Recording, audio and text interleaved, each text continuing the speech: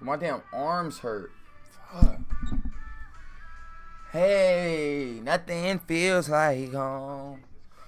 What up, Angat? Bro, my damn arms hurt.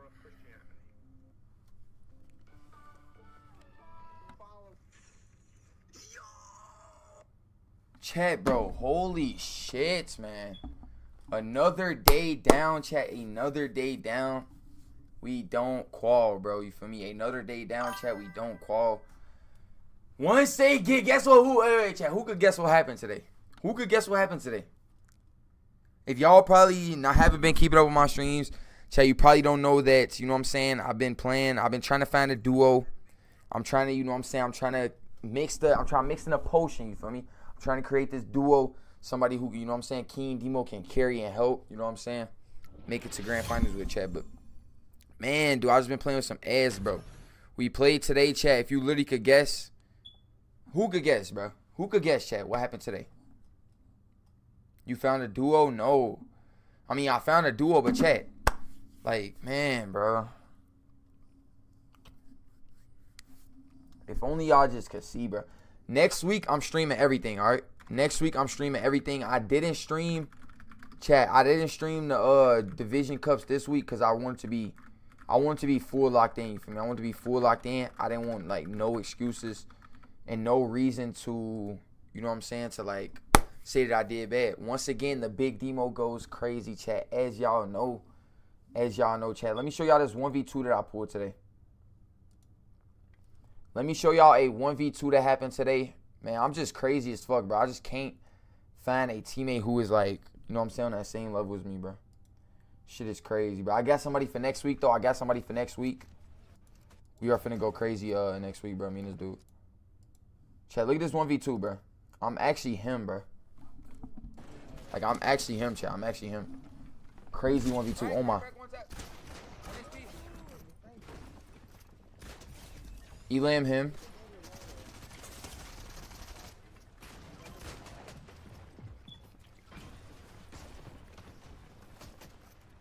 Chat, this is where boys become men, you feel me? You gotta lock in. You gotta full lock in, chat. You gotta full lock in right here. You don't get nervous. None of that. You full lock in. This is where boys become men.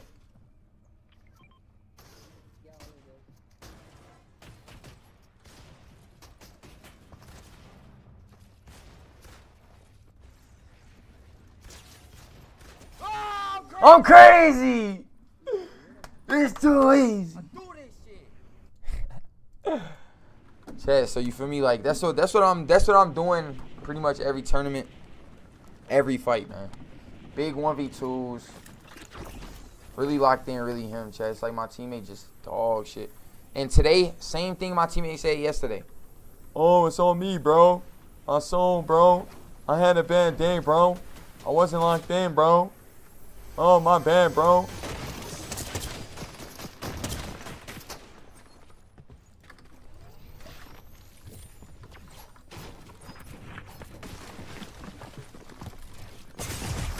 Fuck, bro.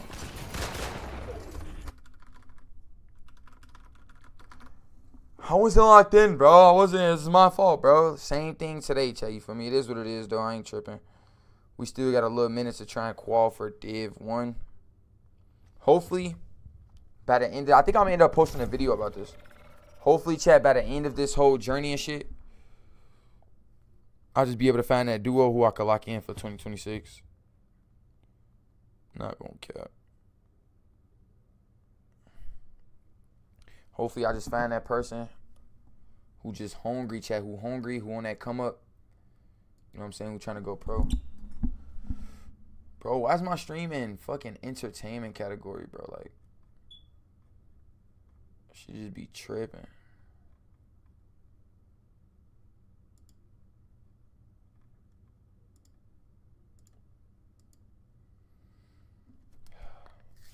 Shit crazy. You bought CENAT? Nah. You having a good day? Every day, chat. Every day a good day. Y'all go to the item shop, y'all. Make sure y'all use code DEMOYT, bro. We got the Ninja Turtles. Turtle Van, Sweat Skins, KC3. Chat, if y'all cop CENAT, bro, make sure y'all use my code, bro. Just leave the item shop in like 5 days, bro. Use my code DEMOYT, bro.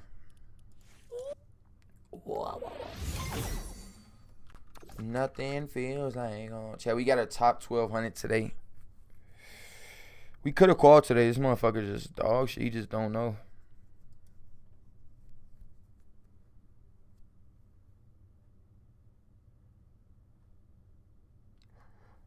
Boy just don't know how to play tourneys.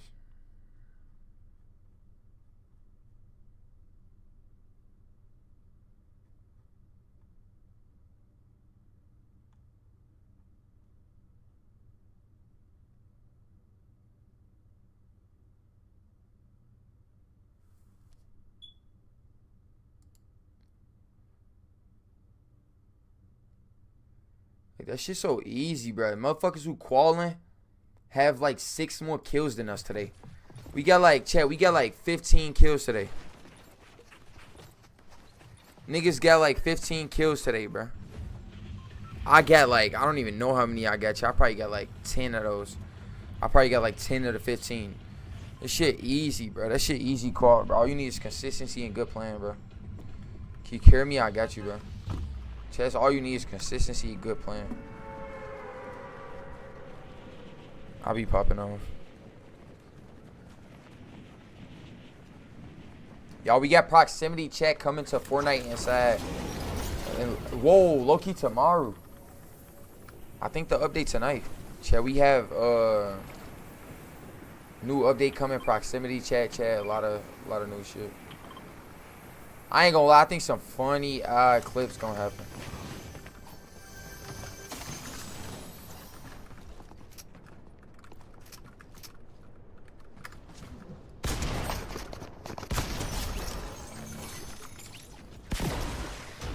I'm sorry.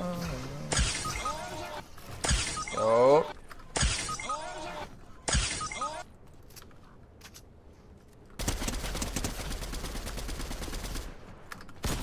Appreciate that sub, my brother. Just like a baby dude out giving rap.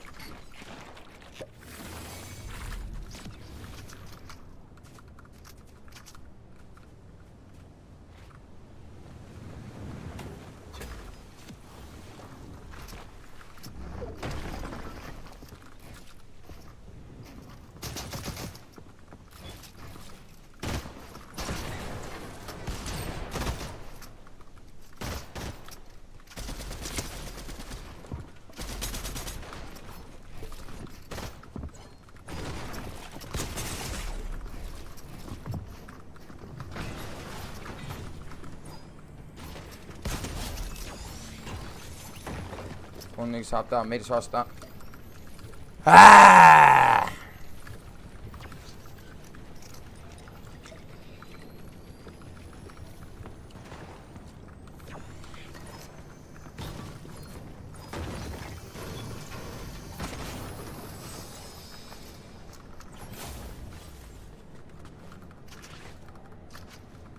So I'm telling y'all, we going pro 2026, bro. Lock the fuck in, chat.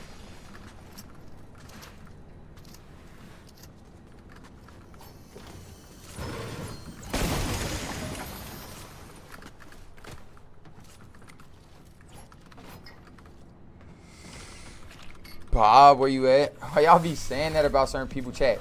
People have lives, bro. You know what I'm saying? Things happen, bro. It's cool. If people don't show up, chat, feel me? Don't be asking about them and shit. It's cool, bro.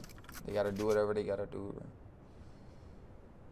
Worry about who here, bro. Let's worry about who here, chat.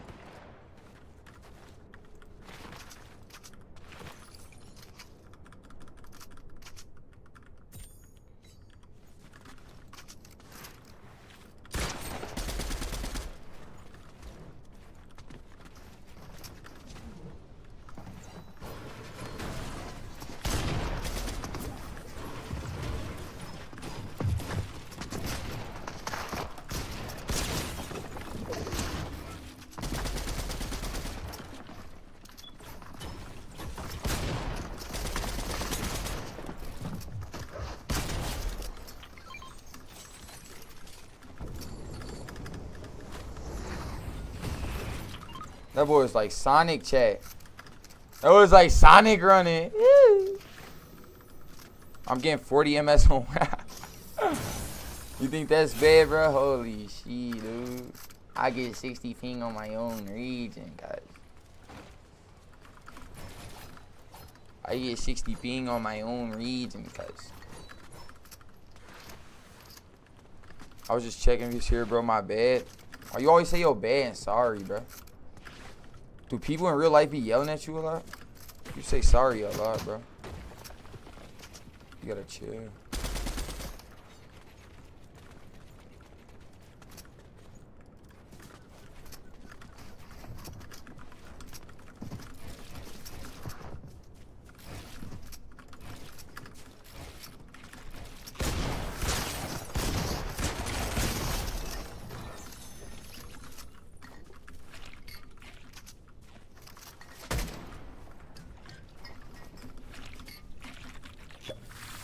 Type PC you guys a custom build. Y'all, it's ass now, bro. It was good back in 2020, you feel me? I used to grind wagers. I used to be like a console kid on PS4 streaming. For me, I started grinding. Like, I had like 2 good months. And then I ended up, you know what I'm saying, using all that money. I bought this PC, bought my setup. I just had the same setup since, man. It's ass, man. I got you. Hey, Vax, like and sub, I got you.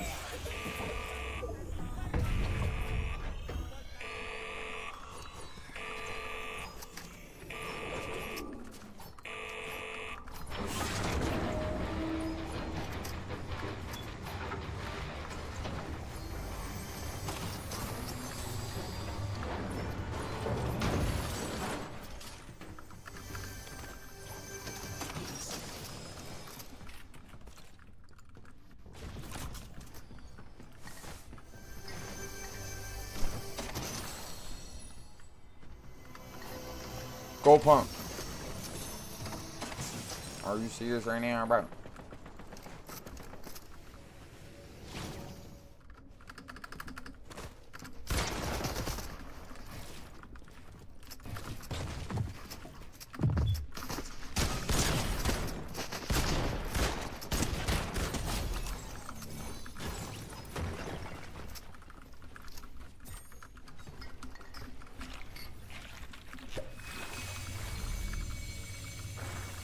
Well, you at 13 right now? I like that. I like that, mother. Mother. Chaz made up a new word, mother. Mother, brother. Mother, my mother. Shitty aim, Demo? Yo, what's up with my aim, chat? Whoa. Whoa.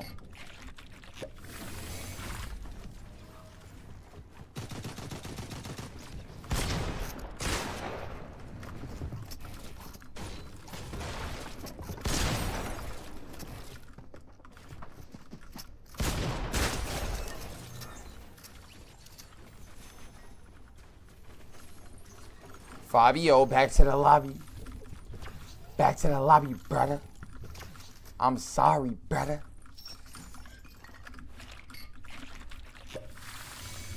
Mickey Fluffy Ball. Whoa.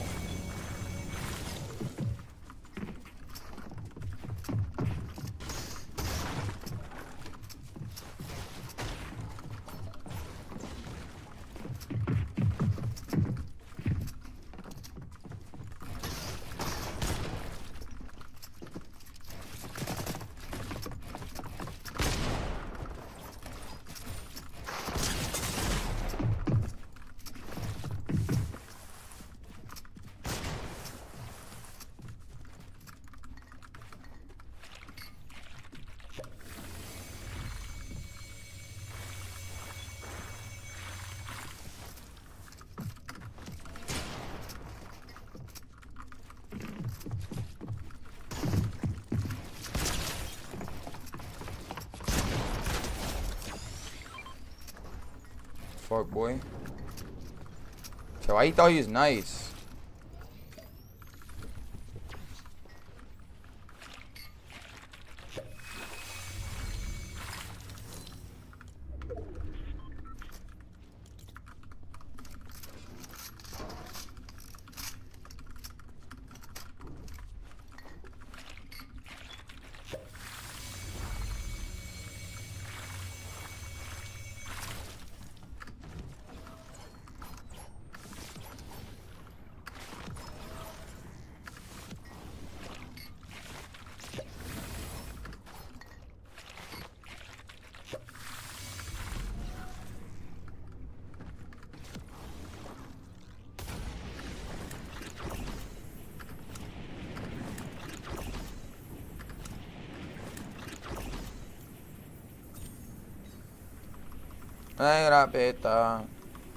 What rank are you? I was top 800 in the world Unreal, bro.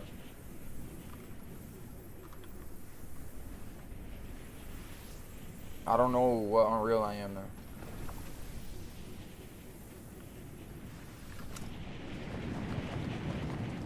Or like 1 move.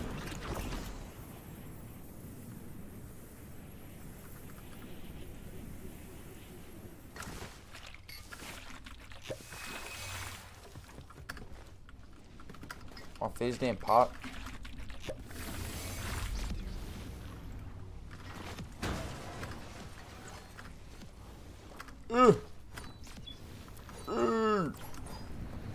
Where is everybody?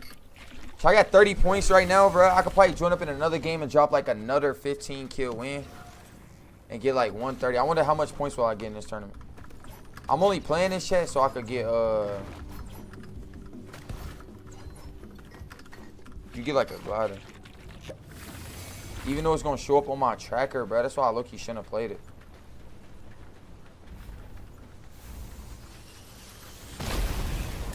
Shot back out right now. This shit gonna show up on my tracker again.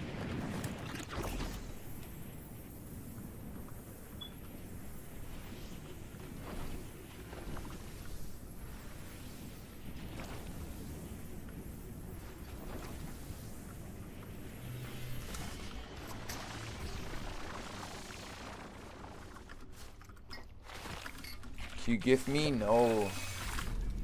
Bro, do you got parents?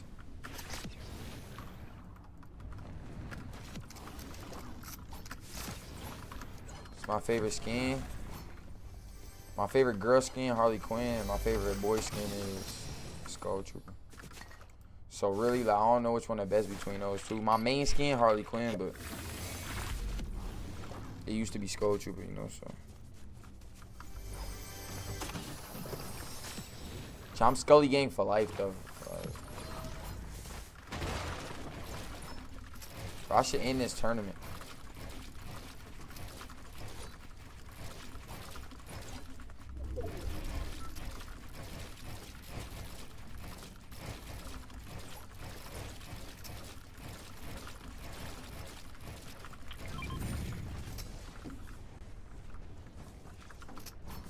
She gonna run with that fine.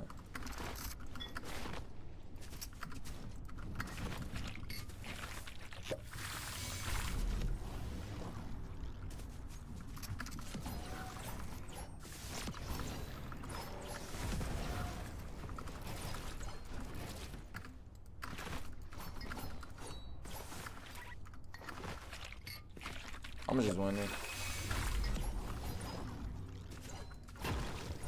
I hope I don't get a shitty placement like top fat 1,000. This is gonna be on my Fortnite tracker, bro. Ugh.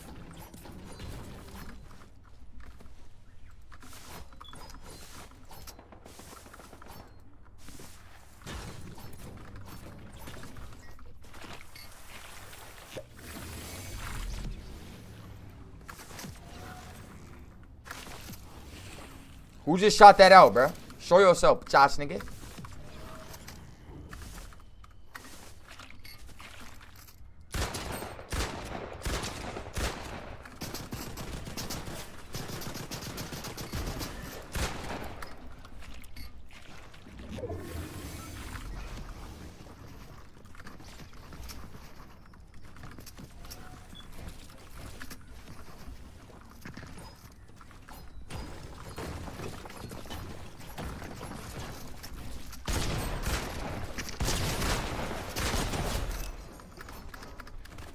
Falcon Resi.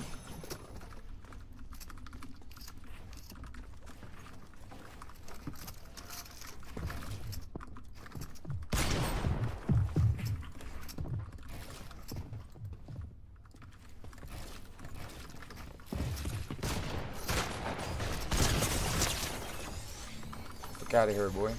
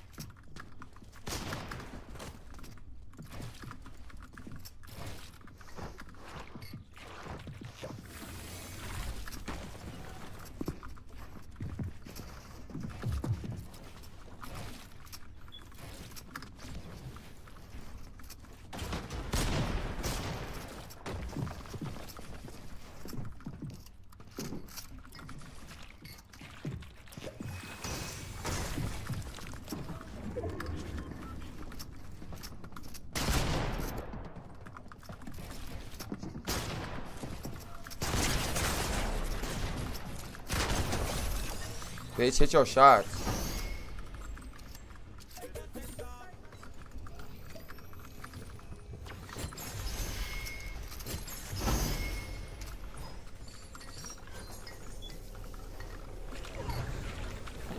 Hit your shots, boy.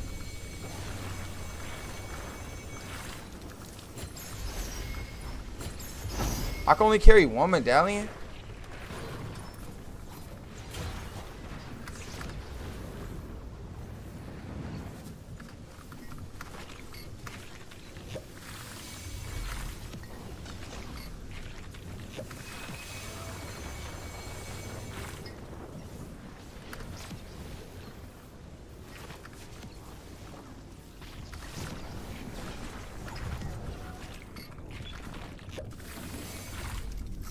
Yo, Major, like and sub, bro.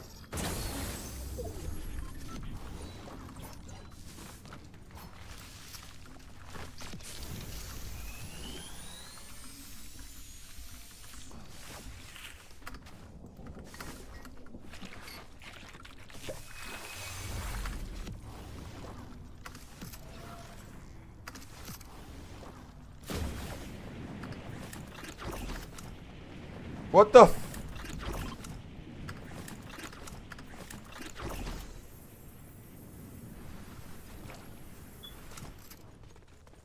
Nah, that nigga's a nerd.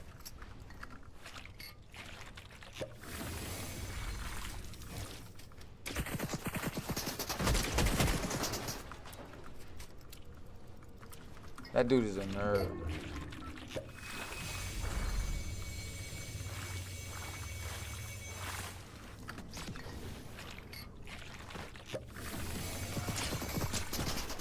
What?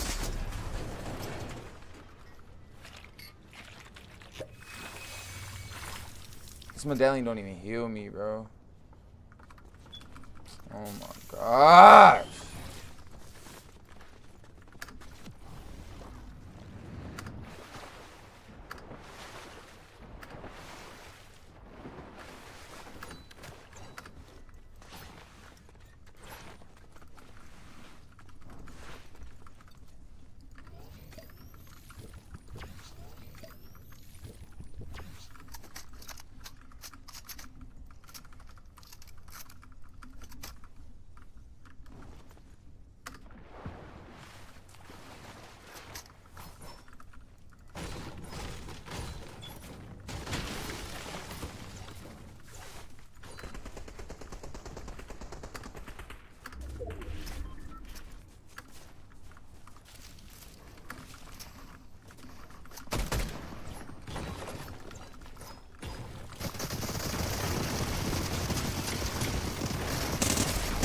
That dude cheating.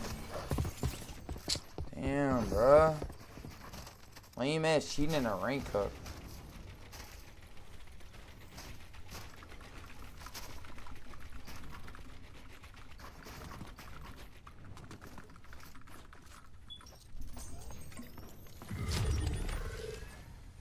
Lame ass nigga cheating in a rank cup, bruh.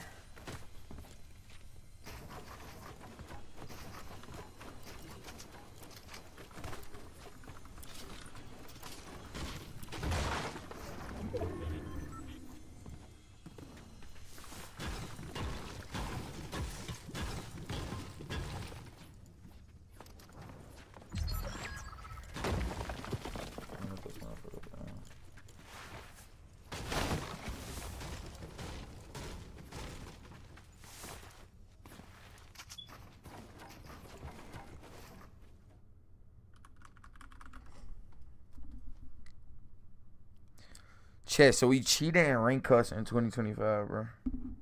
Bah! Fucking hate it. Man, bro. I hope I did not place good in that, bro. Please do not show up on my thing, man. Fuck! I'm about to have a top 8K on my tracker, bro. Let me check. This shit definitely on her, bro. No, I knew I shouldn't have played it.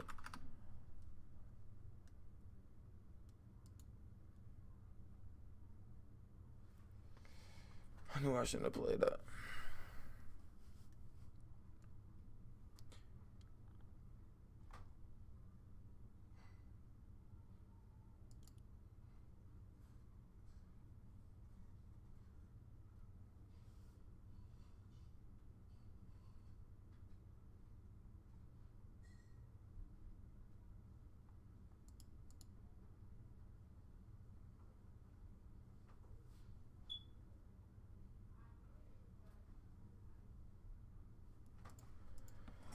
Chat, we will qual for Div fucking 3 next week, chat. I'm about to show y'all my games. Chat, today Div 4, we placed top 1,300. We sold. We couldn't make the top 200. Even though that shit was low-key easy as fuck, bro. Now we got 300 more people inside of our thing. So now we got 300. So it's like more people to kill and shit. But, bro, qual being 270, 267, like, that ain't nothing, bro. Look at these niggas matches. Let's see somebody who didn't even win. Niggas didn't even win, just got, like, decent kills. But let's hop into the game, chat. We got 14 elims in this tournament. 14 elims in this tournament today. Let's see who did what.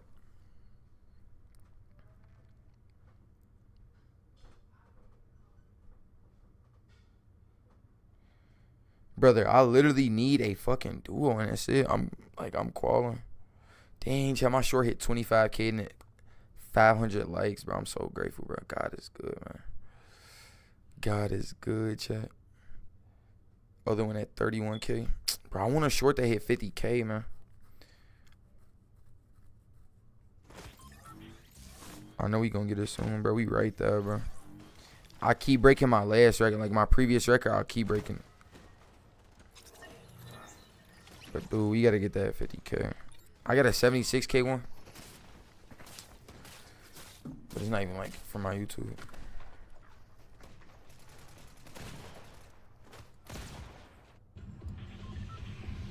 Y'all, this is game 1. Let's hop in. Let's see.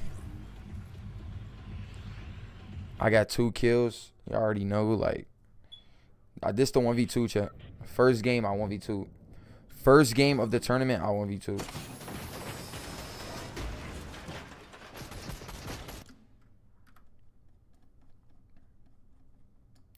We landed hot drop. We got key right away from Medallion.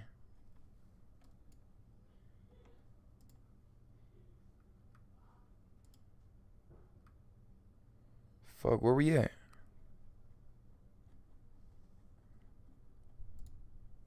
Anyway, I'ma just play it. I see this. Ooh, 100. Kill this motherfucker. Chat, my teammate dead right now. My teammate dead right now. I did not know this dude was up top right there that quick. Bro, crack me. You already saw me show y'all this, but bro, crack me. I make space. Chat, I'm actually so good, bro. Like, I'm actually so good. Watch this shit. This motherfucker was max health. I smack him, chat. Now he gotta reload. Smack him. I'm crazy. I'm crazy. So y'all know we get the 1v2 off spawn.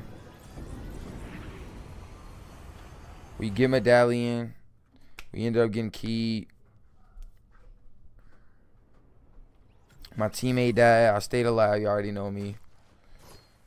My teammate was dead at this point. As y'all can see, he's dead. So I'm gonna just solo clutch. Like, I can't, like, every fucking tournament, I'm solo clutching. What you doing right now? While reviewing the tournament from today. Yo, I'm literally showing y'all, like, bro, like, I don't be capping when I say I be popping off, bro. And my team just be selling. This us in, like, mid-late game. Holy fuck, bro. It ain't nobody downhill on this side of the map. Everybody up here. Bro, where we at?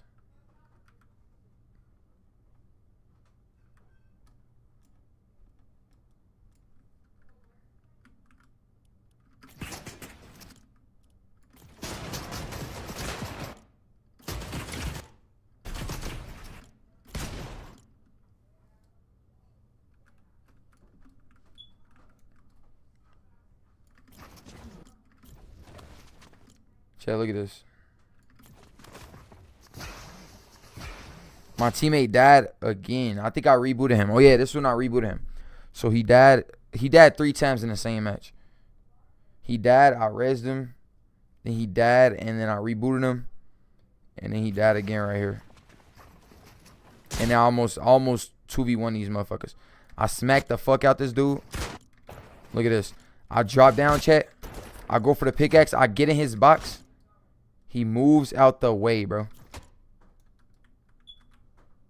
I did not expect him to move.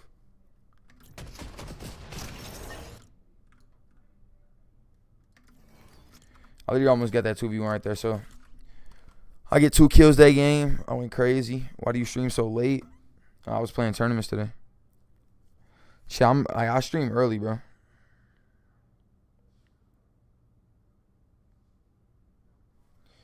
I was just playing tournaments these last 2 days, so.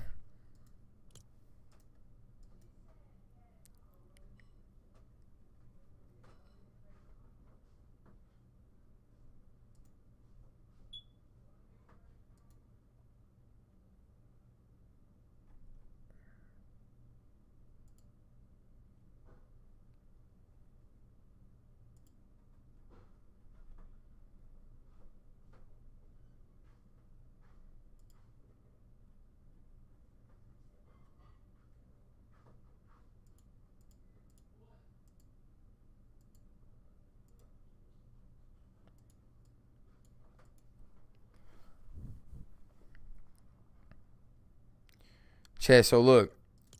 So I get a solo, I get a 2v1 that match, and I almost 2v1'd again. Did he get the, yeah, I think he got 1 kill. These 2 games, we kind of, I don't know how, I think we died off spawn down there. I'm going to watch those, but I'm not going to watch it right now. I'm pretty sure I got the kill in this match, and then we get a top 8 watch. I'm gonna watch this one real quick, though. Yeah, I seen that skate game. Somebody said, like, the graphics and shit is ass, bro. Is that true?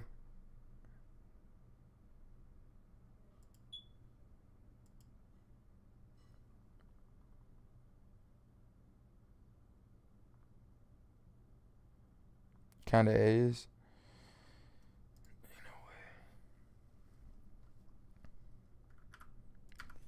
Do that matter though? Yeah, I feel like it do matter, bro. I feel like it do matter, especially for the game that they going for.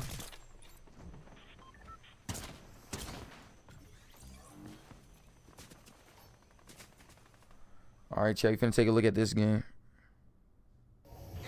I got the only kill, of course, again. So far, I got 3 kills. Chat, I got 3 kills so far. This is an off spawner. Oh yeah, I remember this. I beamed the fuck out this dude, watch. Beam the shit out of him with the pistol. I'm so good, bro. I beam him with the pistol, y'all. I full psychoed this kill.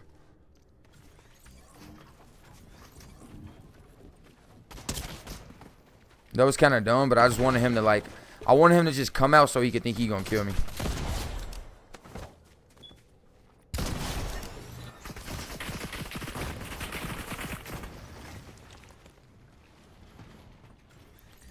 Pop my man kick.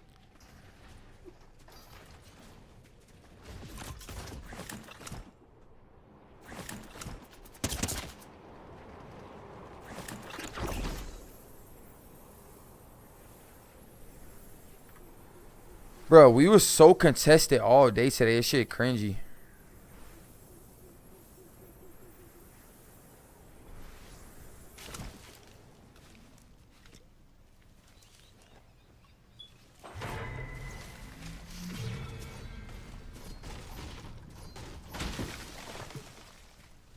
Kappa Kappa Factory uncon, Dystopia uncon, Shining uncon.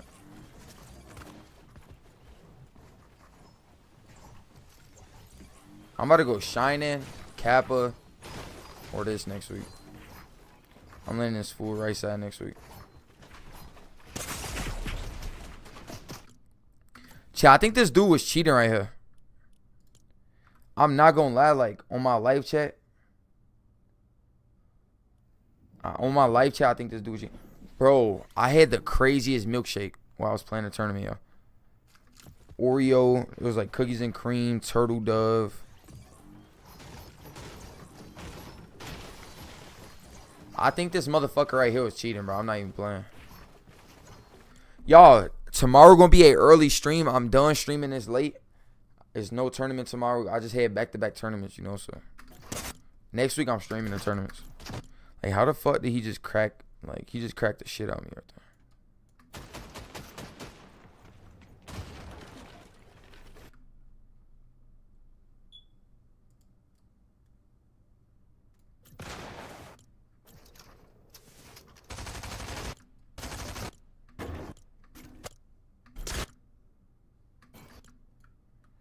He just obliterated him. Like, what are you doing that dumbass edit for? Yeah, I think that dude was cheating. I did report him, so I'm waiting on. I'm waiting to get a thing back. So far, chat, I got 3 kills. A 1v2 clutch. And then I'm pretty sure we died off spawn those other 2 games. I'm gonna check them, but not right now. Let me see these. I'm just checking the games we got kills. Pretty sure we died off spawn right here. I get this kill. I get 2 in that. And then we get a top 8 5 kill. Good placement, good kills, but you know what I'm saying? Not crazy, not like the best. But I still teed up in this game. I'm a good IGL, chat. I be making good decisions, everything about it. This whole journey, though, I feel like everything happened for a reason. I feel like by the end, chat, by the end, I'm going to have a crazy-ass dude. I got some dude I'm playing with next week. He upcoming, bro. Hopefully he nice. Damn, she's so fun.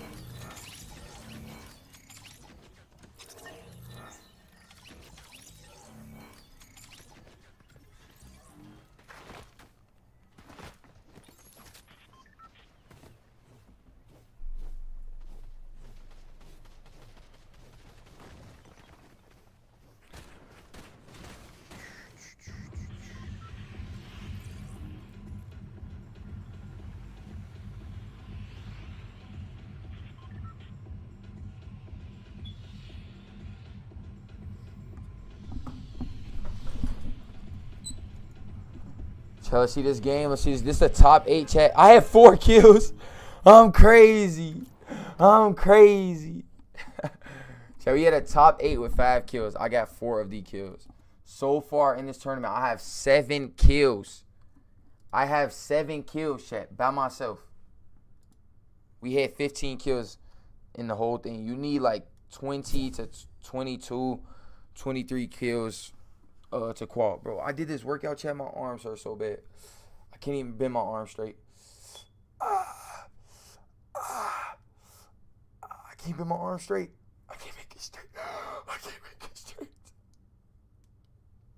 I can't make my arm straight. Holy shit. Holy shit. Yo, I can't make my arm straight. What the fuck? Wait a minute.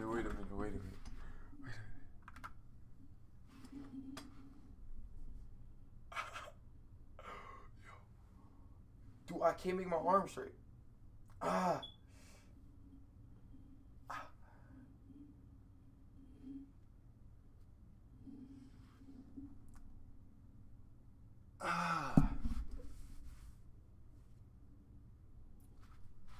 I'm actually the swollest fucking FORTNITE player.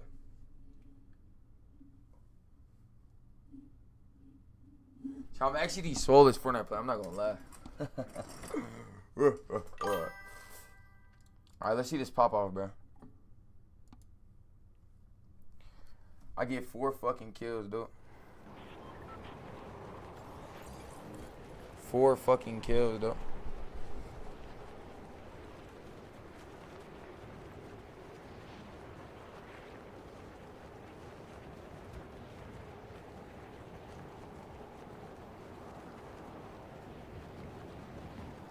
Yeah, I know I work out every day, check. Let me see, y'all.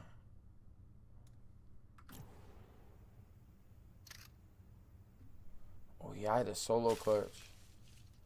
My teammate died again, bro. This nigga's dead again. I had the solo clutch.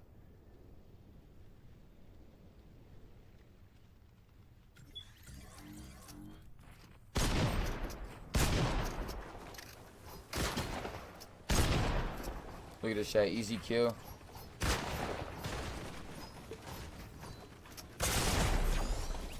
Easy kill, chat.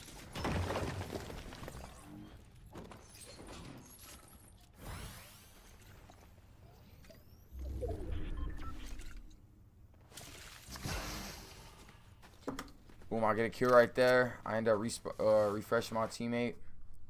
Then we get another kill right here. Chat, I got 4 kills this game. 2 kills the other game, then 1 kill. So I got 7 kills, chat.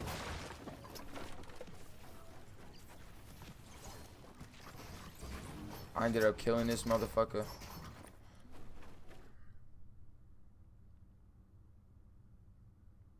I got so many kills today, bro. I think I got like 10 or 11 or 12 kills out of 15.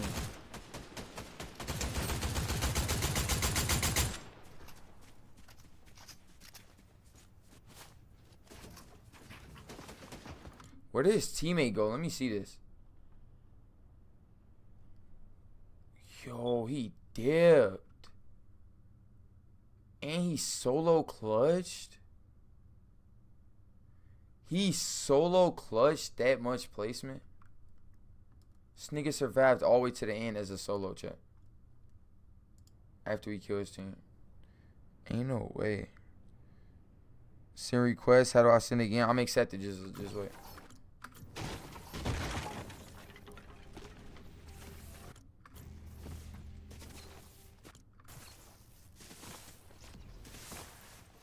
Chat, so I ended up killing this dude. And we get another kill. A lot of them was solos. That's their fault though. I'm not gonna cap.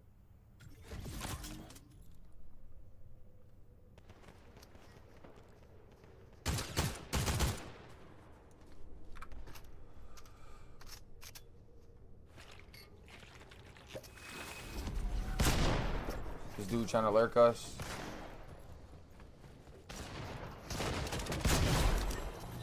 Snatch that. 3 kills. Like, these people in our lobby look ass, bro.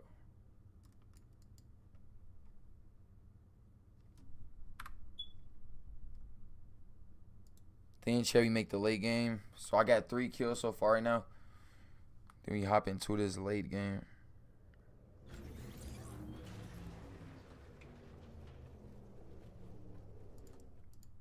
Hop into that late game, brother. Brother.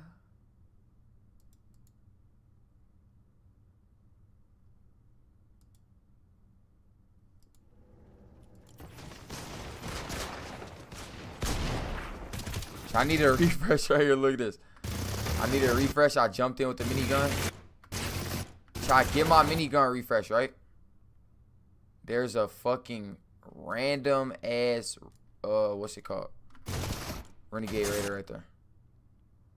Random ass Renegade Raider. Like, where did he come from, my nigga?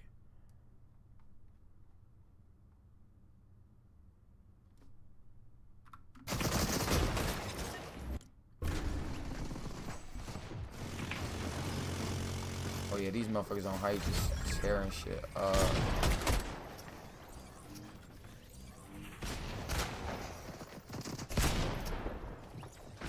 Dude ass. Oh, that dude ass.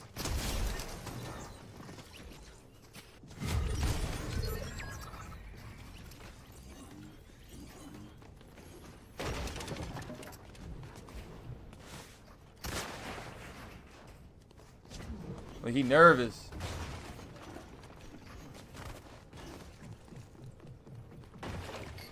This nigga nervous.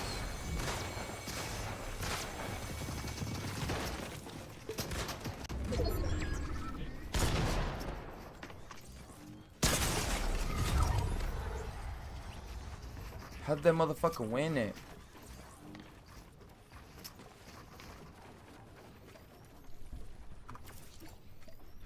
Shit. Chat, so we got 7 kills right now. Replay lag sucks. Nah, they kind of fixed it.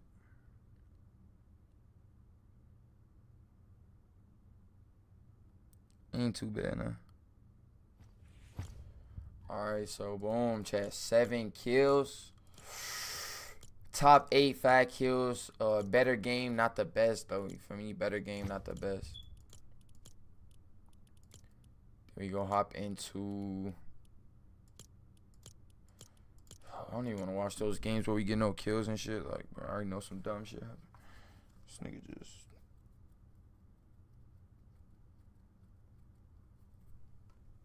keying the team down to them.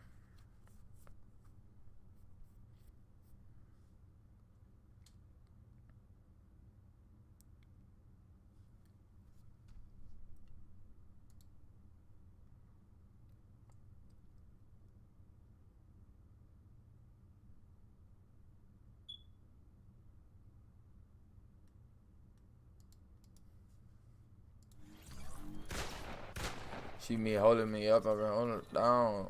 I go up with me.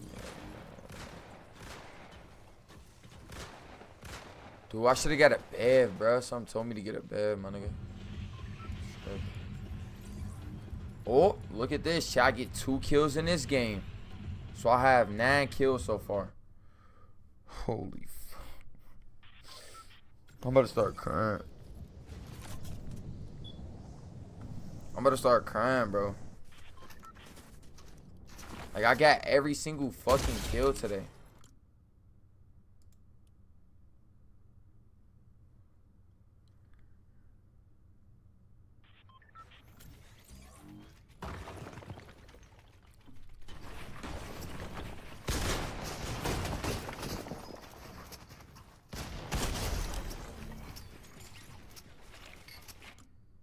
Killed the motherfucker right there.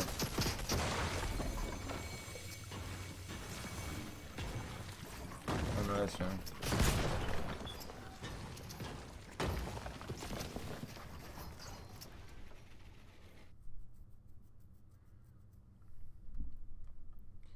So far we at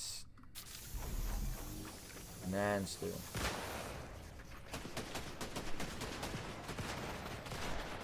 Bro, why we in lobbies with niggas who got 193 points, 138 points? Like, dang.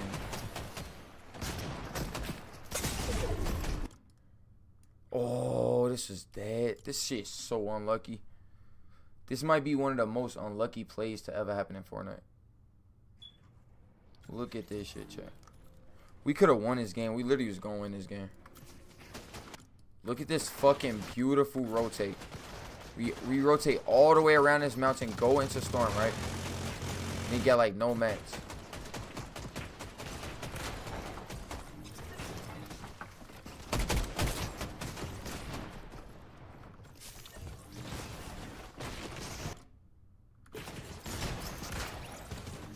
Fuck, where we go? Damn, we died that quick? Holy shit.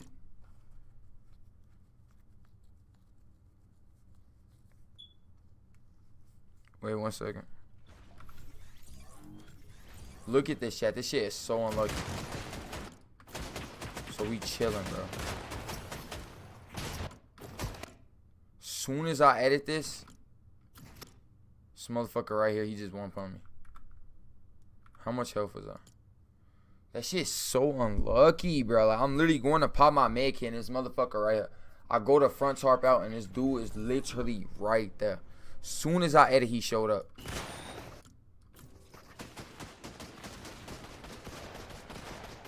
We go all the way in storm, all the way around.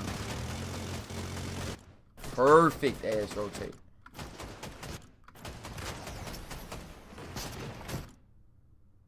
Like, bro.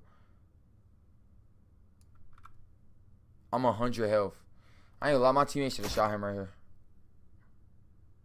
Like, why is my teammate trying to build?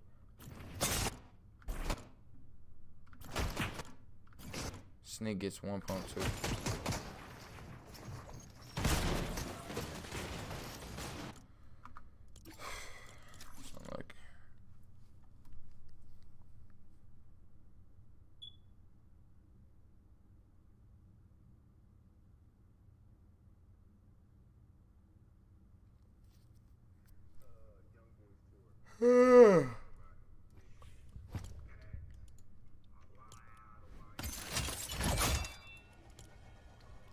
Let's go!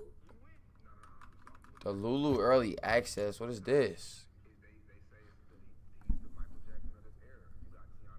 Oh, calling all supporter creator members. Ready up and drop into the Lulu early access. Talk with squad mates and non-squad mates with proximity chat. This is an early access play session, and there will be no scoring. To queue up for the Lulu, you need to... Yo, y'all got early access to proximity chat.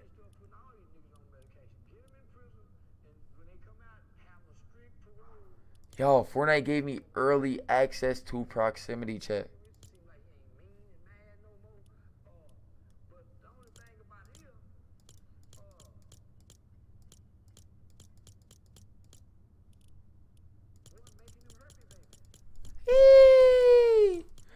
Yo, I gotta go live early in the morning with this. 8 a.m. chat. 8 a.m. I'm finna be live with proximity chat.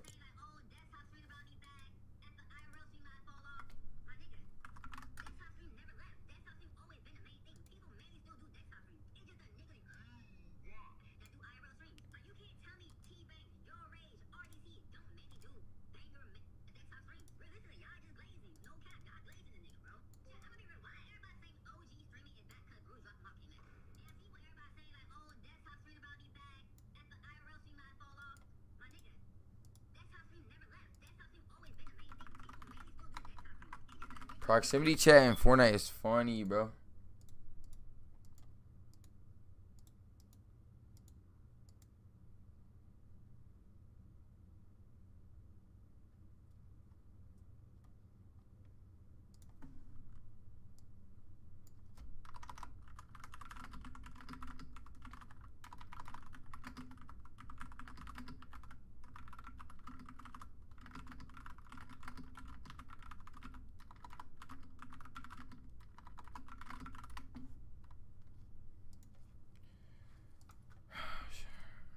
W Fortnite chat, W early proximity chat. I'm not gonna cap. Definitely gotta short it off to my chat. Yee. Next week, bro. Next week we calling for chat. Next week we gonna call for DF3. Dude, I'm so sore, bro.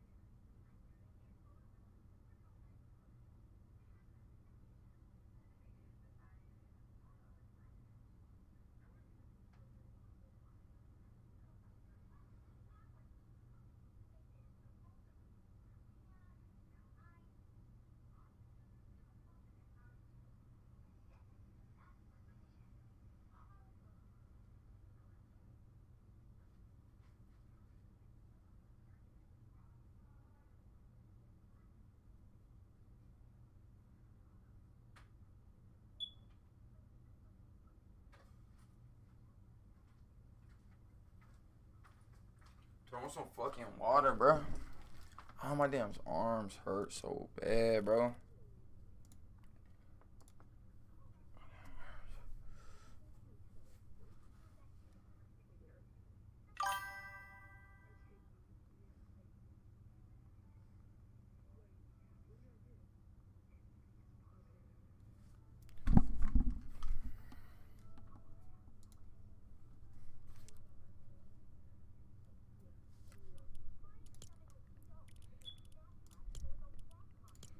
Dude, my damn arms hurt, bro.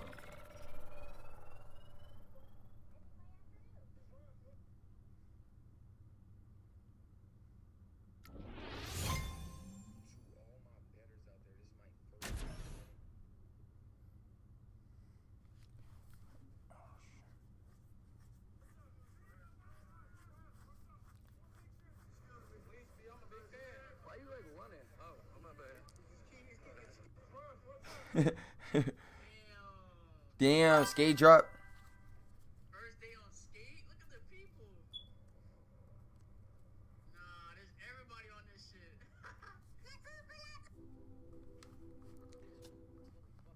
Never loud G.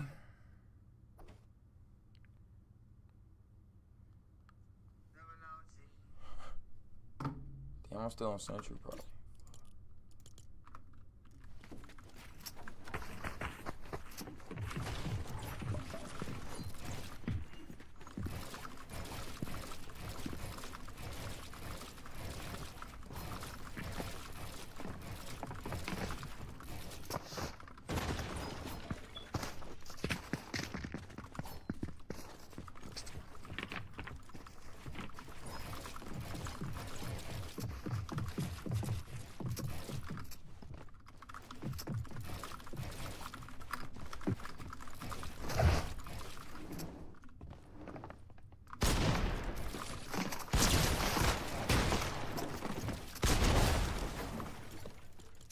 I'm getting too late.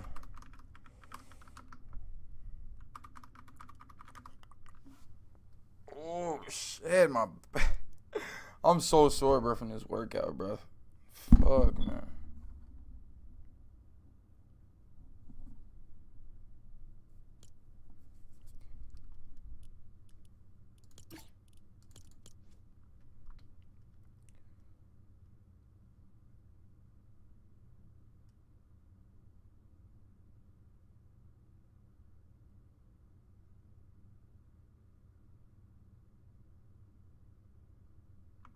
Chat, if y'all want a chance to use the new proximity chat with me, you got to be in the stream, bro.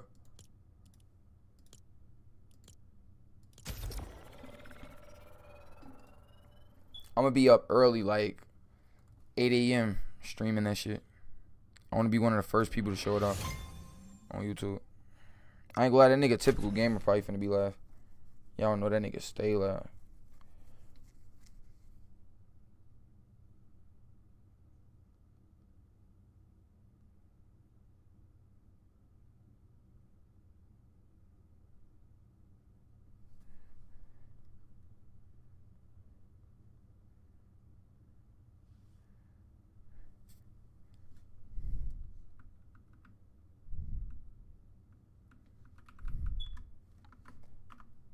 I got school, yeah, I know.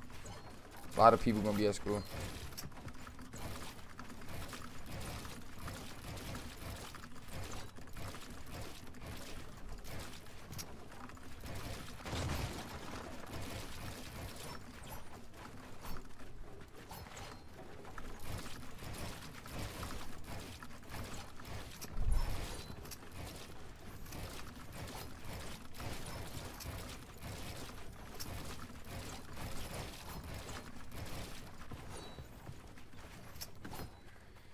How do I get so high ping, bro? My shit just to the roof. Dang.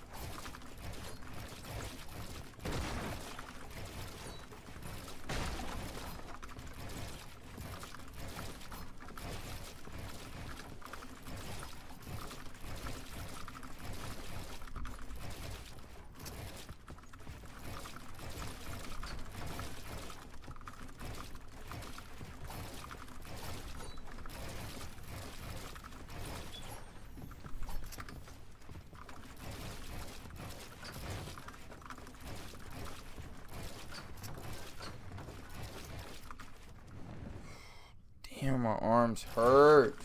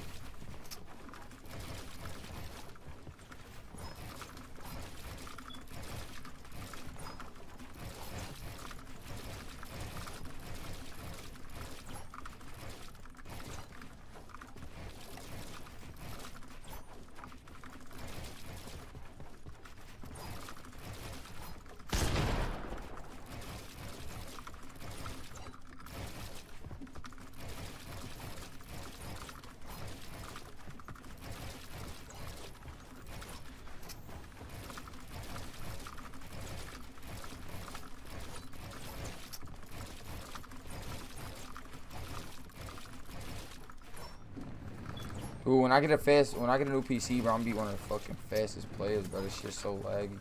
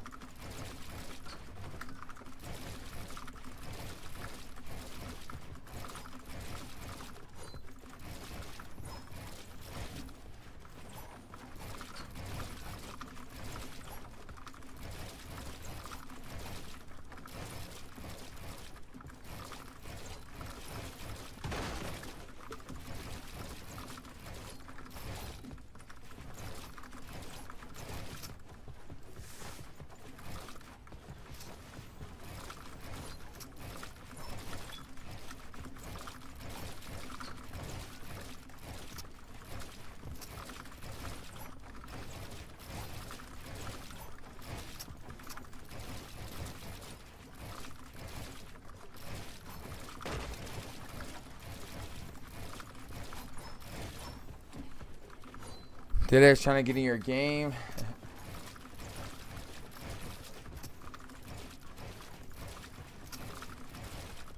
Y'all, we get a new mouse on Monday.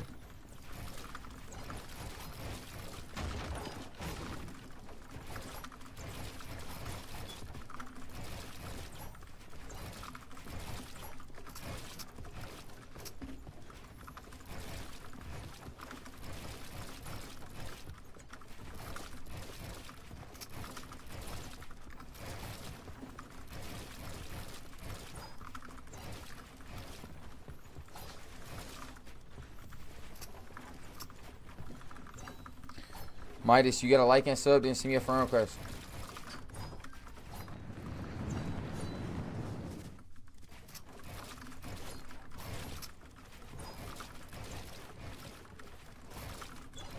Yo, why the fuck am I 40 ping? This shit cringy.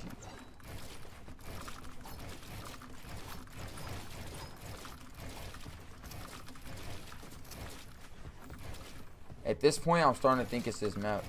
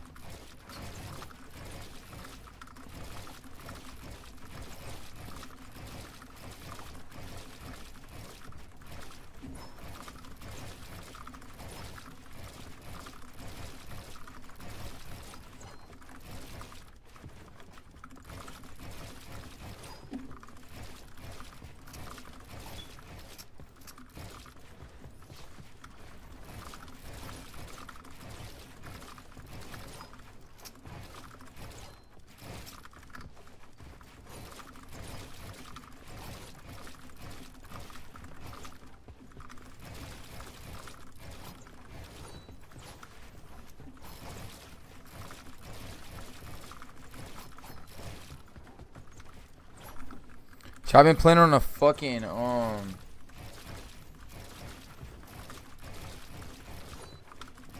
been playing on a broke mouse for the last fucking few months. I plan on getting a new mouse once I got a new setup, but I'm gonna just get a new mouse once I get a new setup, and I'm gonna get a new mouse Monday. Cause this mouse that I use cheap as shit. That's probably why they break. But it's still one of the best mouses, bro. And my hand's so used to it. I've been using the same mouse since I was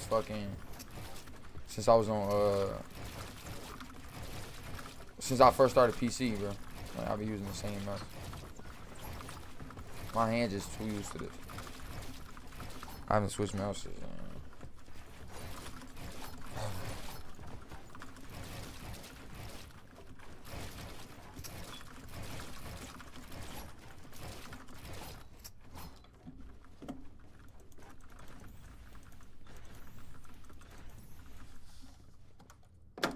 Yeah, this mouse dog.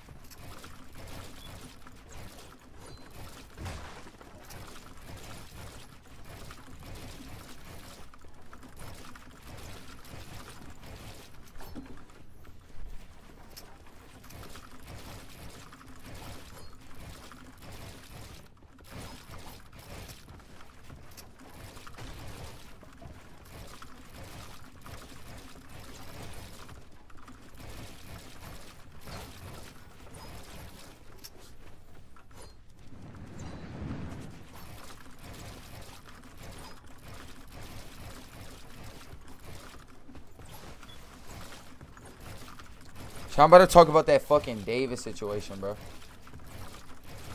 And I'm about to look at the videos about it. Dude, that shit crazy. I don't know if y'all know, chat, David the singer. Rest in peace to this girl, bro. Like, her body was found, like, dismembered inside of his car, bro. A car that was, like, turned into the junkyard. Think what?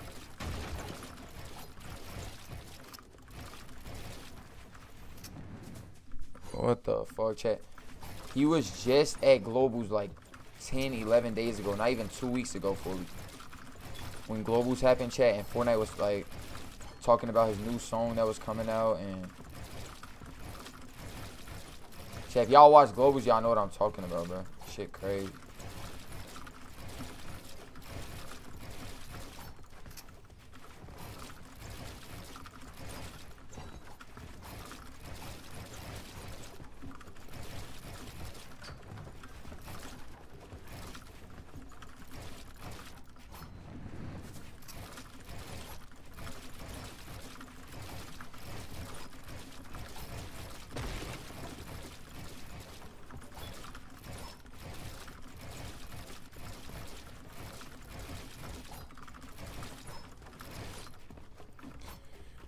Rip. I know, bro. So sad.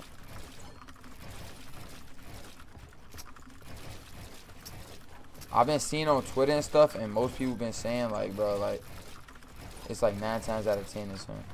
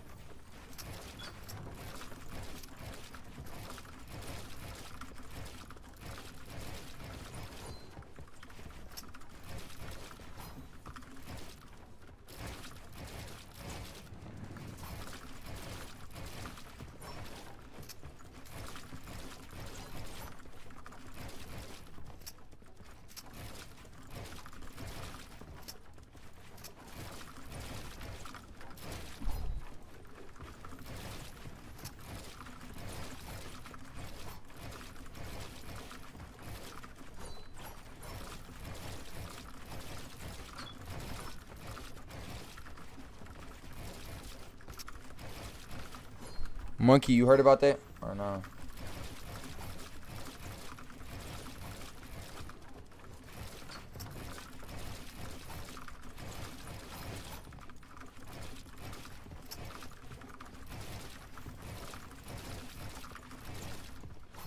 I'm not gonna lie, y'all, September has been weird.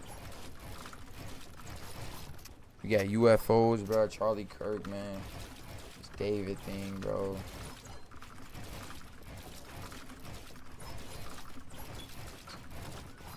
Even, like, school. Food ends.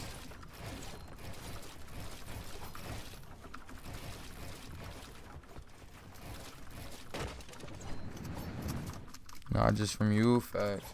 It's sad, bro. Like, dude, he literally, chat. If y'all don't know about David, let me give y'all a backstory, chat. So y'all see how I'm over here building. Say I made a montage, right? So he used to make YouTube videos. Like, he was just like a regular YouTuber. He used to make montages. But the songs that he would use would get copyright. So he started making his own song, shit. And then his songs blew up. And people actually started liking him. So he became like an actual musician. And then eventually, like, he made an official song for Fortnite, and they used it at the Global Championships.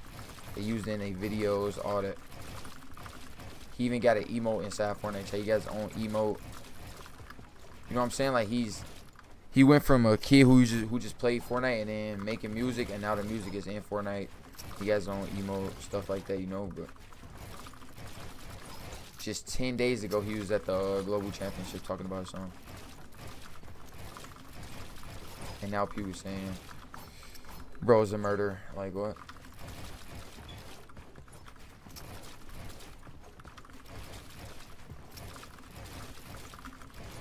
Dude, my damn arm hurt. Ah, fuck. But yeah, chat, it's the last late stream, bro. I might do a 12-hour tomorrow. 12 to 12.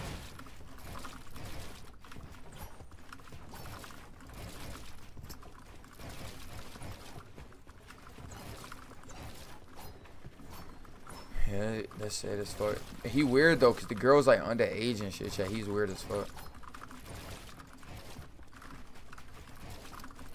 And regardless of her being underage, like, he's weird for just, you know what I'm saying, doing it. If he actually did that, like, bro, how are you just a regular person, a regular musician?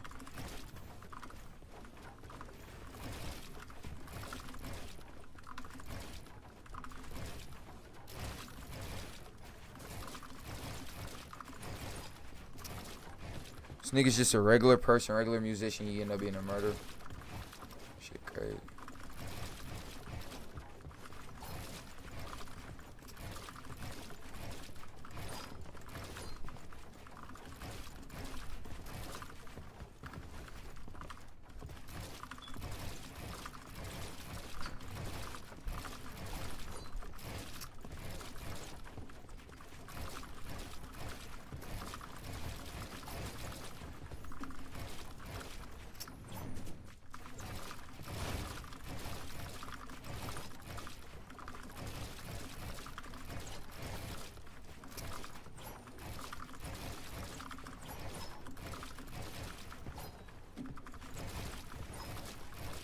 Look at my game, like.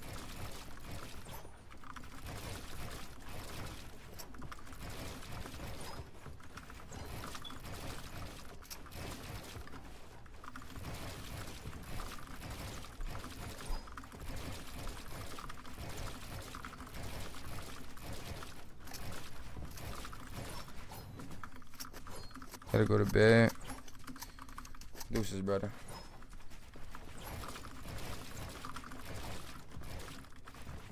I know everybody just fucking over school, bro. School is a waste. I'm not gonna lie, bro. I think school is good to learn. You know what I'm saying? Learn in life. Learn good social skills. Learn how to create friendships. But, bro, I feel like people should be chasing their dreams. You know what I'm saying? Have more opportunities to, like, bro. If you want to go to the NFL, why can't you just play football your whole life? Like, I mean, learn too, but you know what I'm saying? So, like,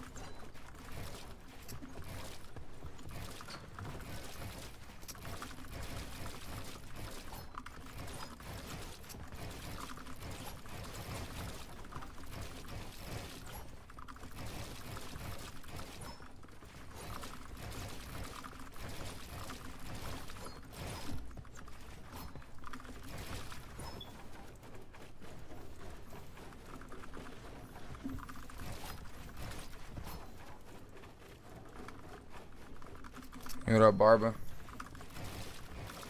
Yo, Barber, like and sub, Barber.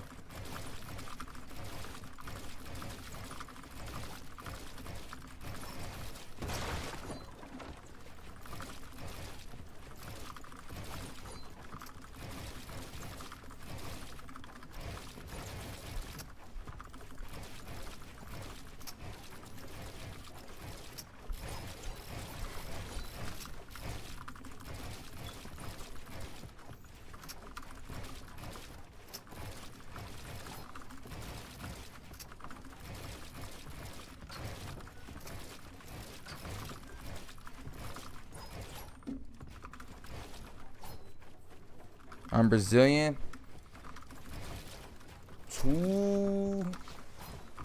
Tu me passo, musabeso, tumbalaro, popozal, no chao.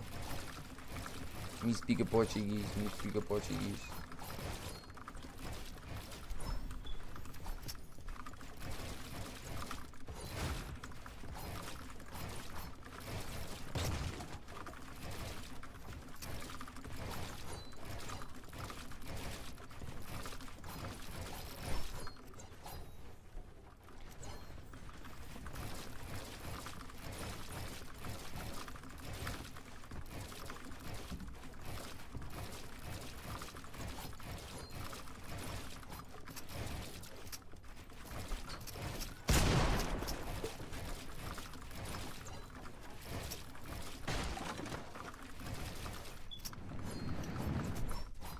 I not speak English. Me hablo Portuguese. Me hablo Portuguese.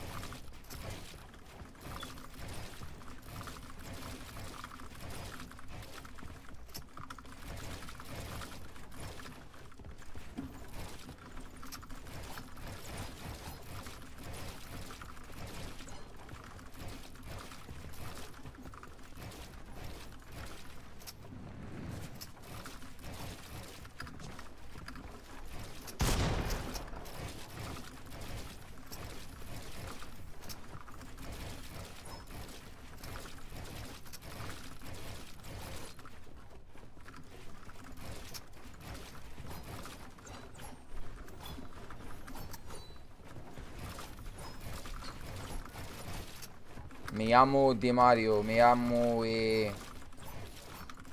King Dimo, tu Fortnite competitivo.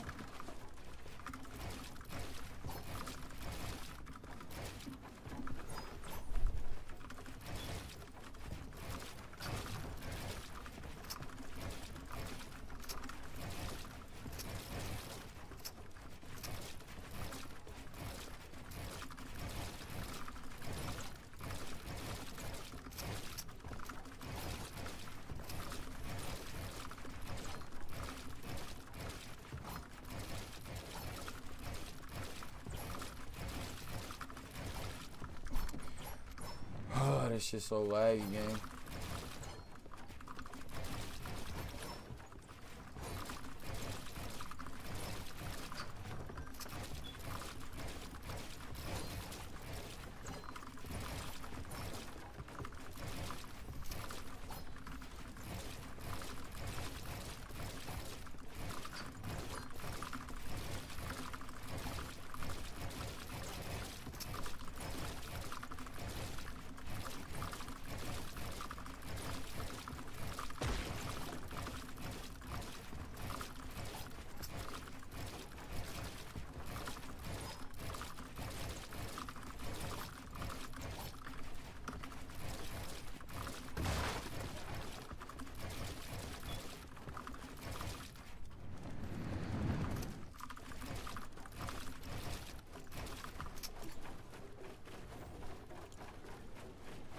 Damn, it's only 10, bro.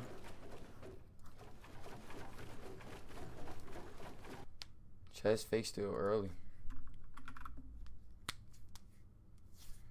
Dude, my damn arm's so sore, chat. I'm tired as fuck, too.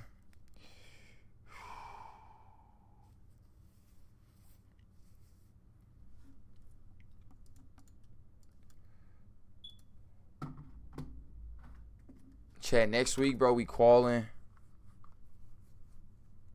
We qualling for that Div 3, man.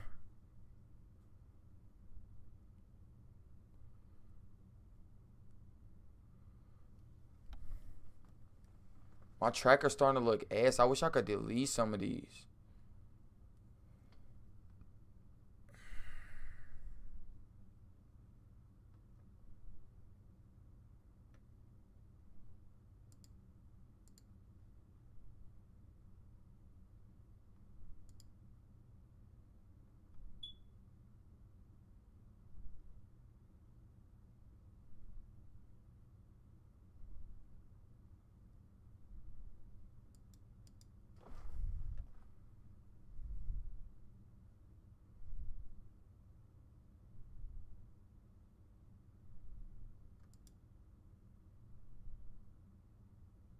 Look at this, almost earned right here.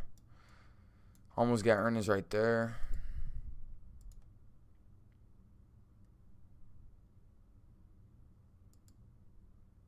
Almost got earnings right here. 2 more minutes, I would have stayed alive. I would have got earnings.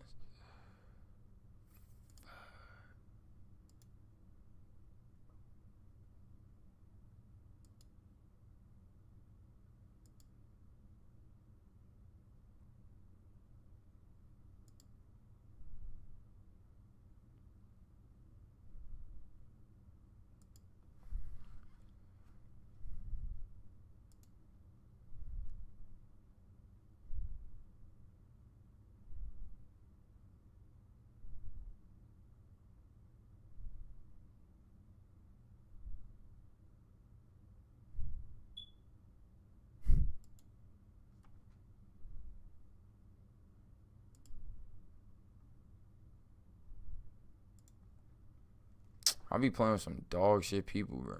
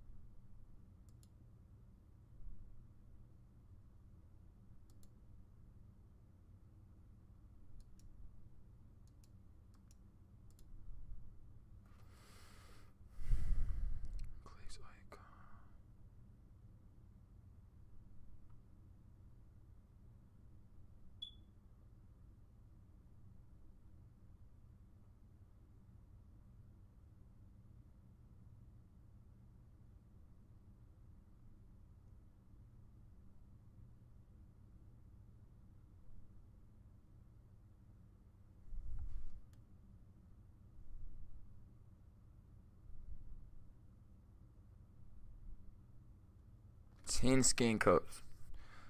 Those skin cups make my shit look trash, bro. I ain't even gonna cap. Damn, they almost caught.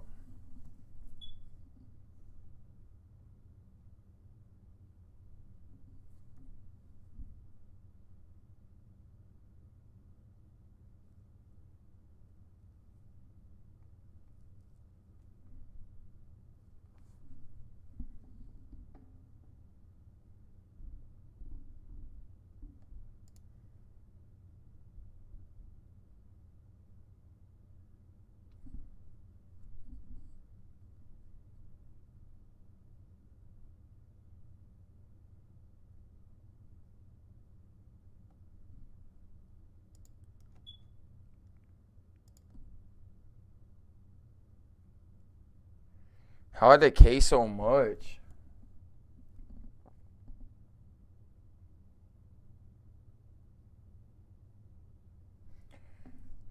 Yeah, chat next week, bro. We finna call.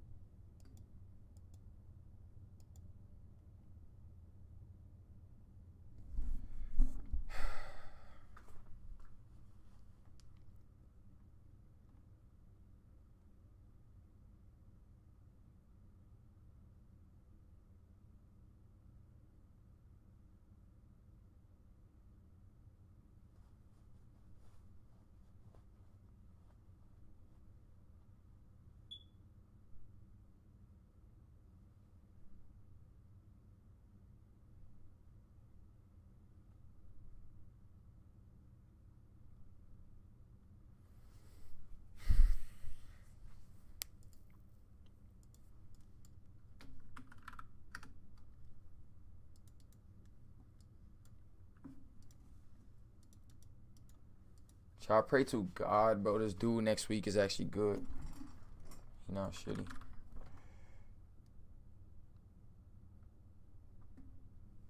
Y'all, this is my last late stream. This is my last short stream. 2, 1, go.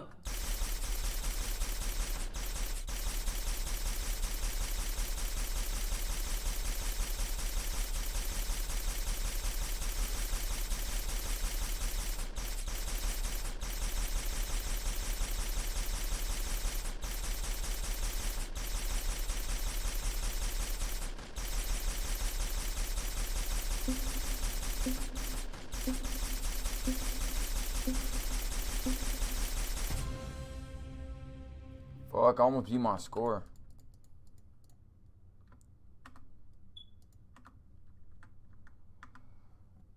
Go.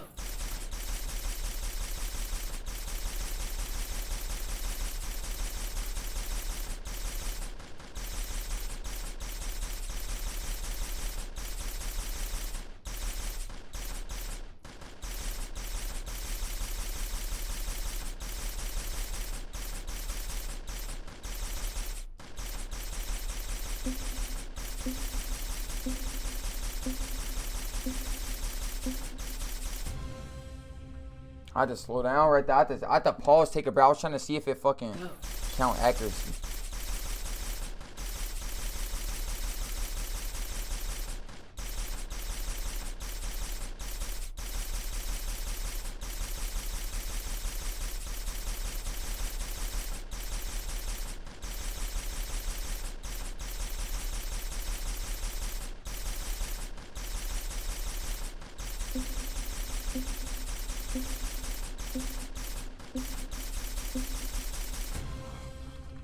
I'm slowing down.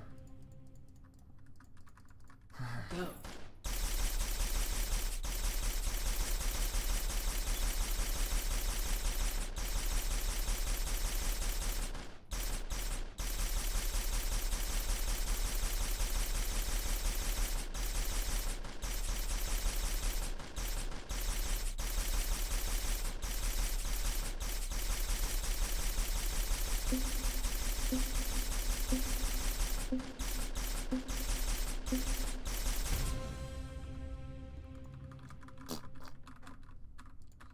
Go.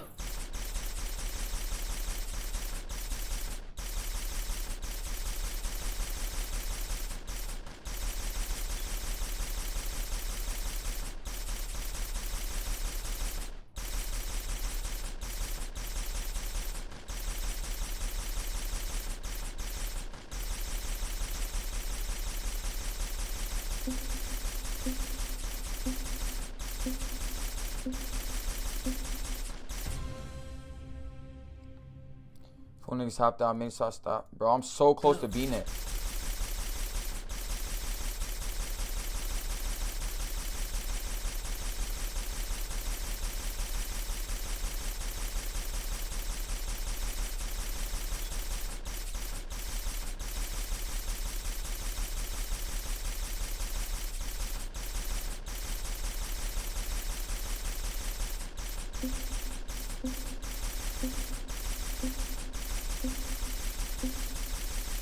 They trying to mess me up, bruh.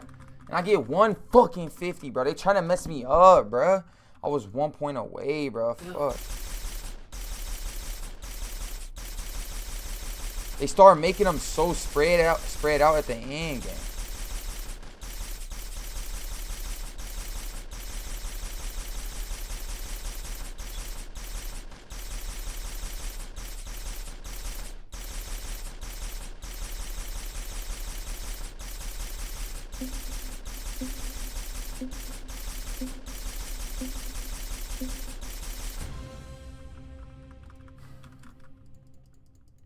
Go.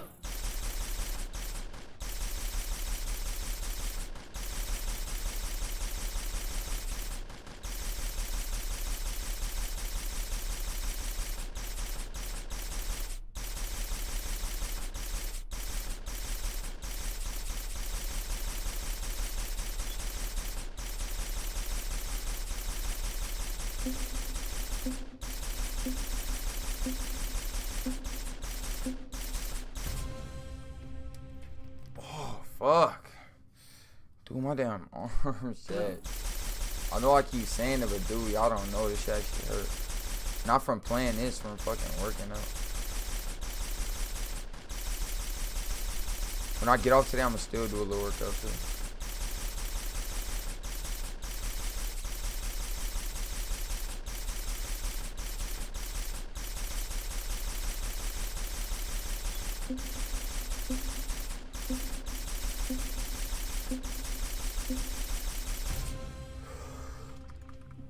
Dude, I know I could beat this score, dude. Go.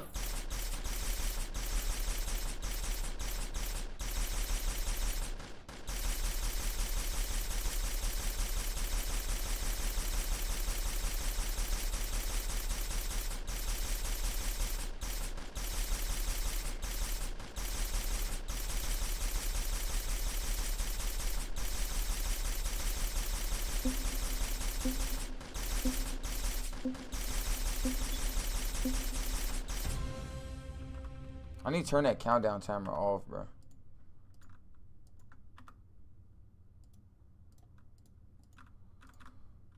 I swear that low-key messed me up.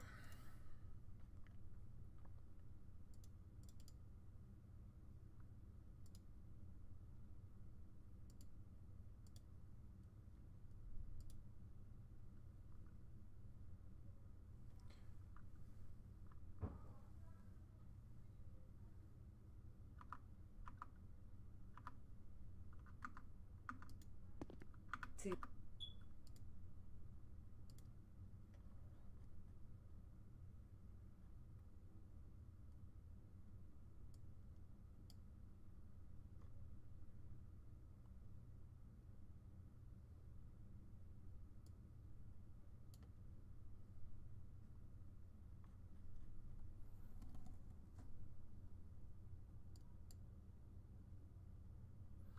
What is the audio for ambience?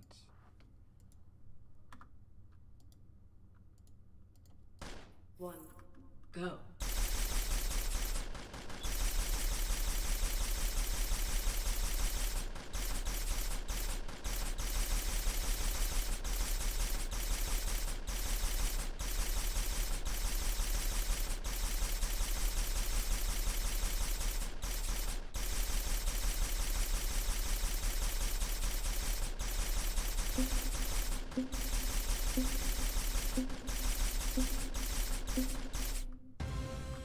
I'll slow it down right there, bro. That's not even the fucking right audio, bro. What a trip.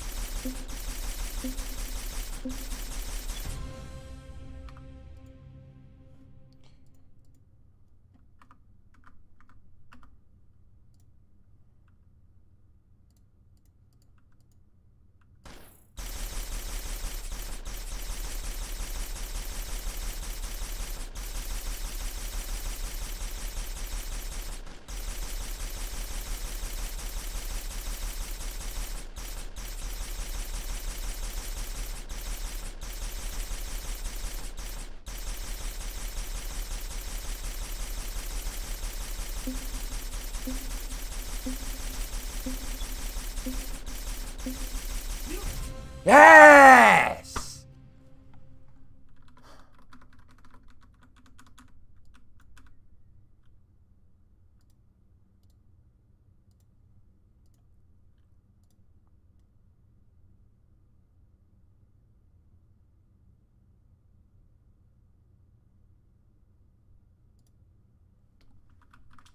Yes! Yes! Yes! Oh yeah! Oh, fuck. I know. Hover these targets. Boing. Boing. Boing. Boing. What?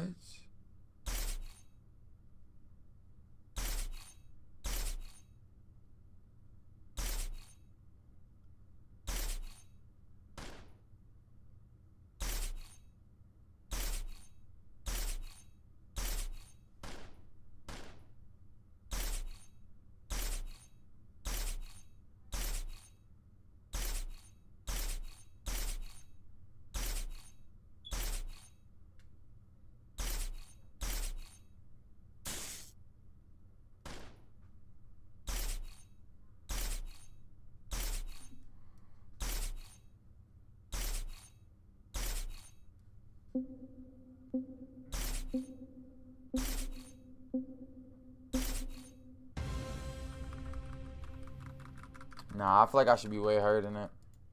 Bullshit. I call bullshit. I need to make an account on here so my shit can save.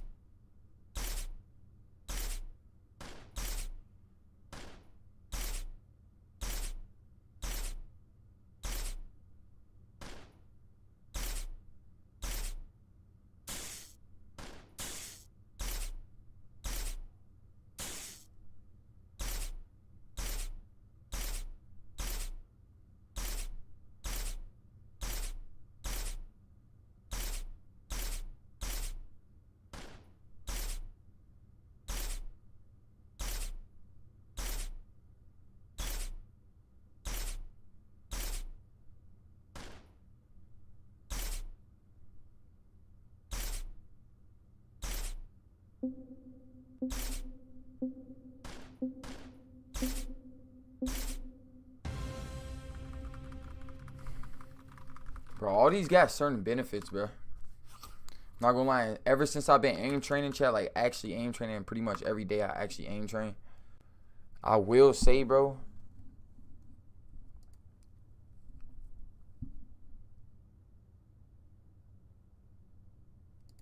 chat, I will say my aim has gotten better, bro.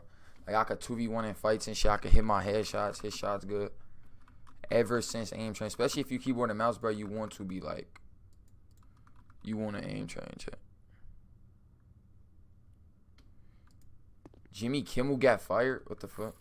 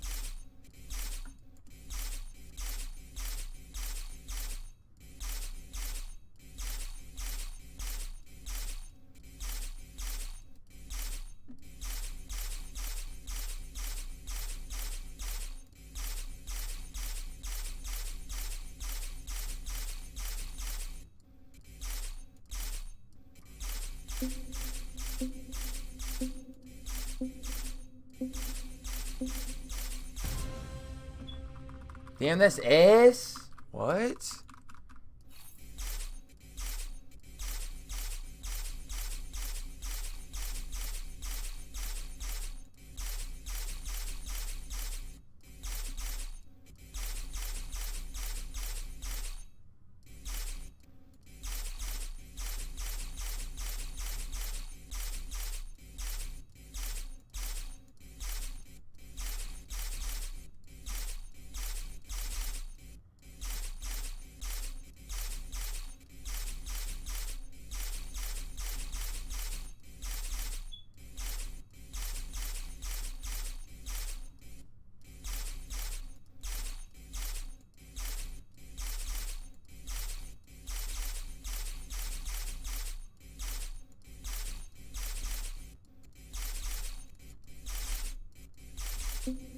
New high score.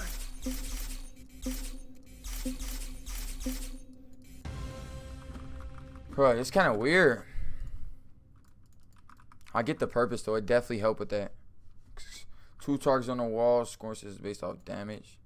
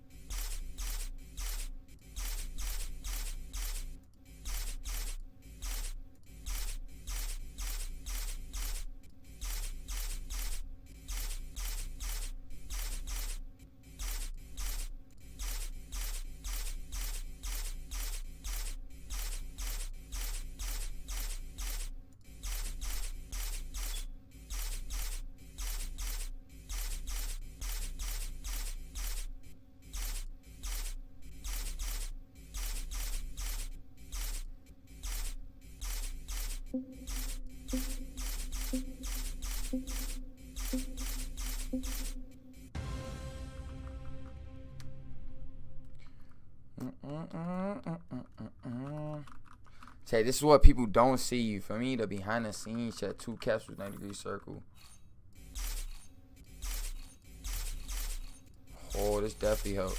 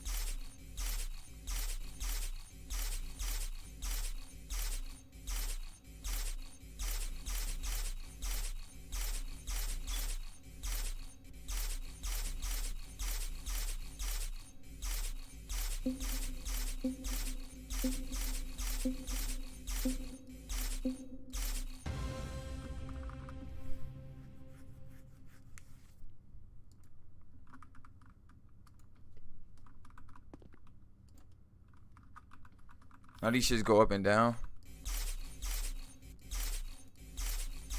These look mad hard, facts. I know if I wasn't training, I'd probably be rusty. I've been on today, so I am kind of good.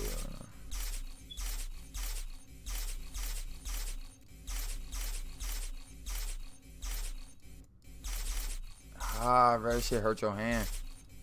It hurt your wrist. That's how you get better, bro. If y'all know about sports and shit, chat, weightlifting, when you going through that pain, you know it's good, chat, that you got to get used to the uncomfortable. Get comfortable with the uncomfortable.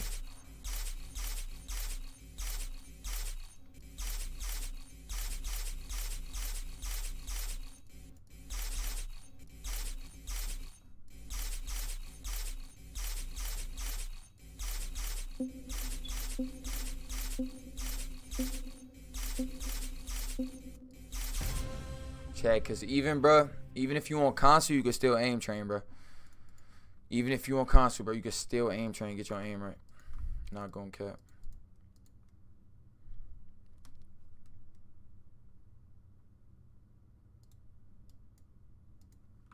This shit actually hard though. Damn, chat, I'm mad tired, bro.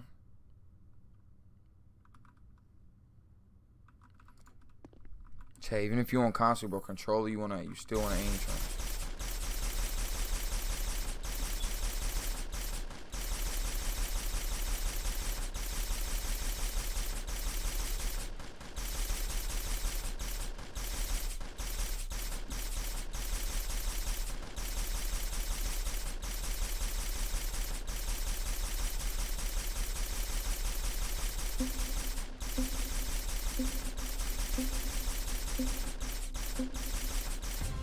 Fuck, that was so ass. That was so ass.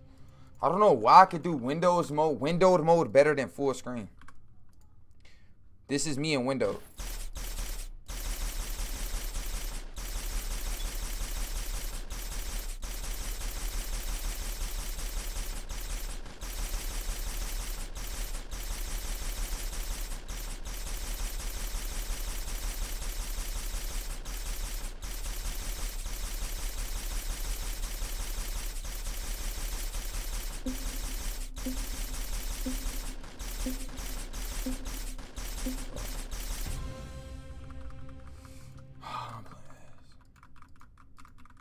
doing ass right now.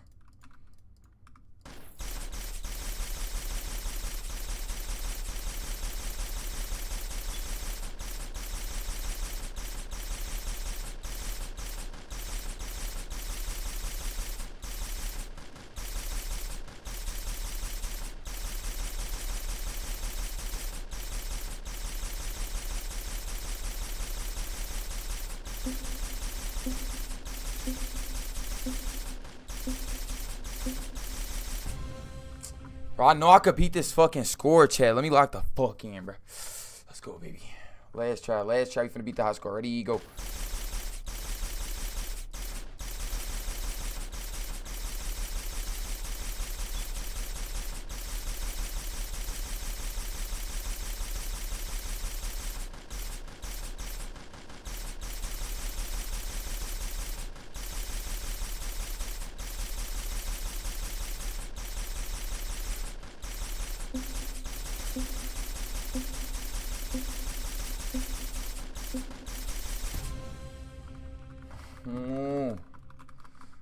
One more.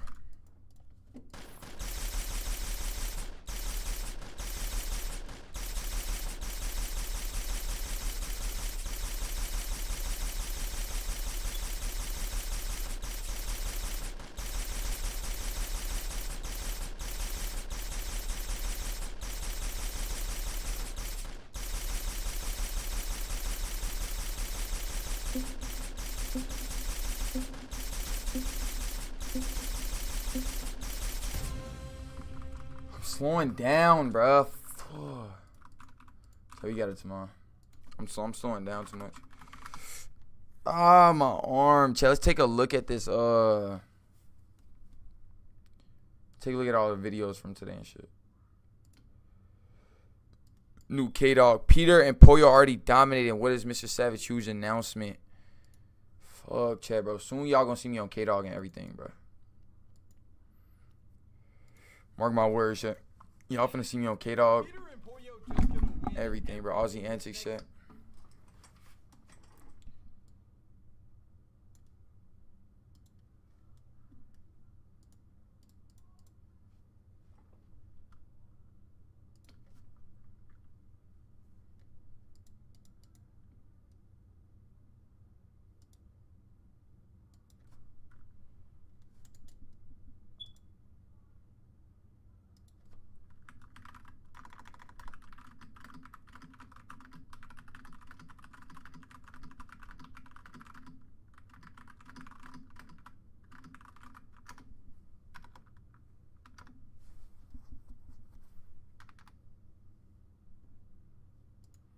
Y'all, tomorrow, chat, we testing out the new proximity chat game mode. If y'all want to test that out with me. If y'all want to test it out with me, make sure y'all in my stream tomorrow. Bro, my arm's so fucking sore, dude.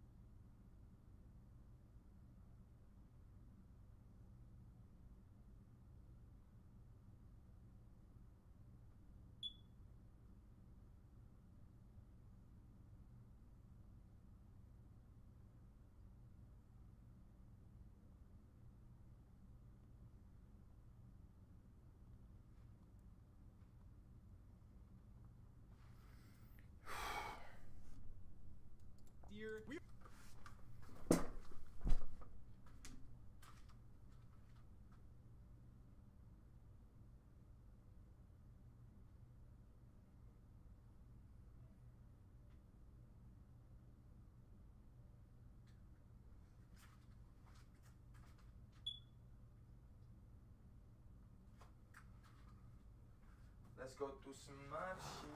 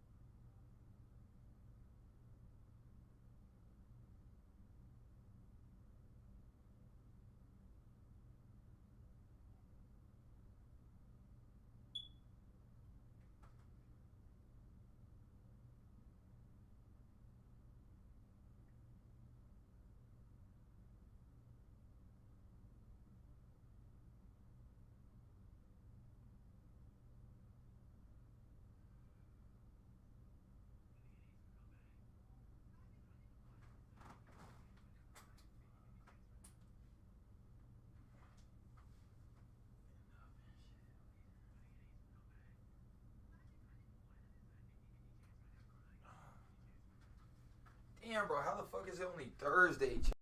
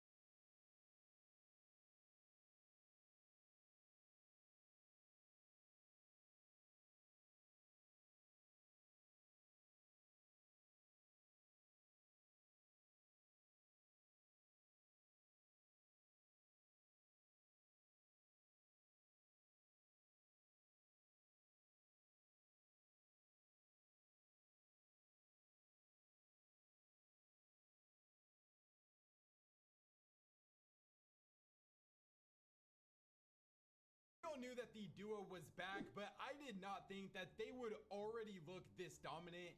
We're going to talk about everything to do with all of these brand new duos and their performances today, as well as what in the world is Mr. Savage's massive announcement going to be. Real quick before this video starts though, please subscribe to the channel if you guys are new and turn on notifications as we're on the road to 120,000 subscribers. And I really do love and appreciate every single person that subs up to the channel. If you guys want to support me even more, the best way to do so is by using code KDOG in the Fortnite item shop. Follow me on my Twitch or come back here on the day of finals if you guys want to watch the finals of any of these tournaments with me. Without further ado though, you guys read the title of this video. You know where we have to start off with. The duo that is currently in first place after day one of the Division 1 opens is none other than Peterbot and Poyo. They are currently on 608 points, which is 151 more points than second place. They won 2 out of their 8 matches, and they finished this tournament with far and away the most elims, getting 120 elims together. Which also, if you are curious, their elim points alone would have given them 360 points, which would have put them in exactly 10th place just from their elim points. Let's just say it is looking very scary for everybody else right now. This duo's best games were a 27 elimination win, 25 elimination second, 14 elimination 12th, 20 elimination 13th, and a 23 elimination win. Every single time they were able to make it past the mid game and make it into the end game, they had at least 20 elims. It looks like Peterbot is literally fully back and grinding now as well. I'm pretty sure he played EU, NA Central, and NA West. I don't think I am still personally ready to say that they're going to win everything next year just based on one of the day one of opens of these tournaments. But something that is also very entertaining is that since Peter ended up streaming this tournament, we got to see Peterbot and Poyo versus a bunch of different pros, and I want to show the best fights that we saw today. Dropbox. What the hell are you doing, brother? Bolts. See, that's why he's not a top player in the region, chat, right there. That's exactly what Come out, wherever you are! Acorn! There won't be 2 us here, bro, watch. Huh.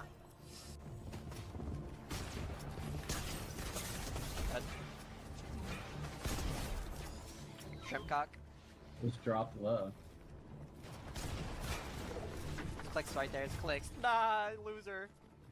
Yep. So yeah, this duo looks really good, but I think we all knew that. Moving on with some other duos though, we have like second place, probably one of the most surprising duos in the entire top 10 of Blake and Zen. This is a pretty random duo to be even teaming up in the first place, but they're able to finish with 457 points, win 2 out of their 10 matches, and get 51 total elims. Maybe this whole time Zen was just a duos player instead of a trios player, and hopefully he's able to really break out in competitive, especially this next year. Third place is another player that a lot of people people think is going to break out of Josh and his duo of Chance. They finished with 443 points and got 60 elims as well, so these guys were fragging out today. 4th place was Roxanne and Daxton. 5th place was Noxie and Mason. 6th place was Status. 7th place was finally our first look at the duo of Clicks and Higgs, and they finished on 375 points. Weren't able to win any games today, but did also get 57 total elims as well. Their best games from day one was an 11 elimination 15th, 12 elimination 11th,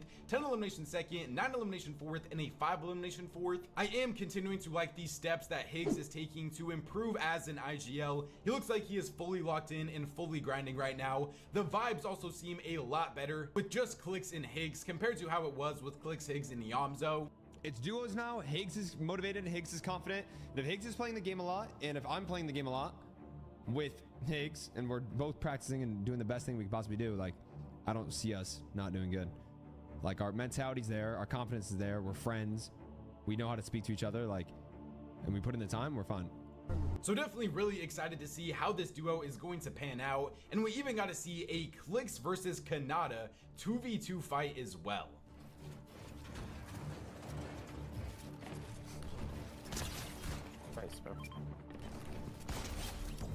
Oh my god, Nada and Cooper?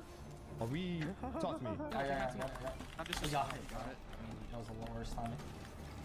Like, he just gets that first try? That's the worst time. Like, really, bro? 8th place was JB, 9th place was Epicwell and Pump, and then rounding out the top 10 was Re and Curve. So many of our brand new super good duos finished inside of the top 10. We got to look for those teams that are currently on pace to qualify though in that top 50 range. So we have like 12th place of Agers and Yamzo, one of the duos that a lot of people do think could be one of the best in the entire world. They finished with 348 points and got 64 total elims. Definitely liked what I saw out of them today. 15th place, another duo that I also liked what I saw out of Ritual and Cold. I think both these guys are still dealing with some major sickness, and a lot of our pros in general are too. Want to give my best wishes to all of them. I hope that they're able to feel better soon. Virtual and Cold finished with 343 points, 61 total elims, but we're not able to win any games today. We have Rapid and Threats in 19th, Visuals and Braids in 38th, Kanata and Cooper in 43rd. Now, if you guys are wondering and you're curious about it, you're like, oh, I thought Kanata was playing with Arc. He is still going to be playing with Arc.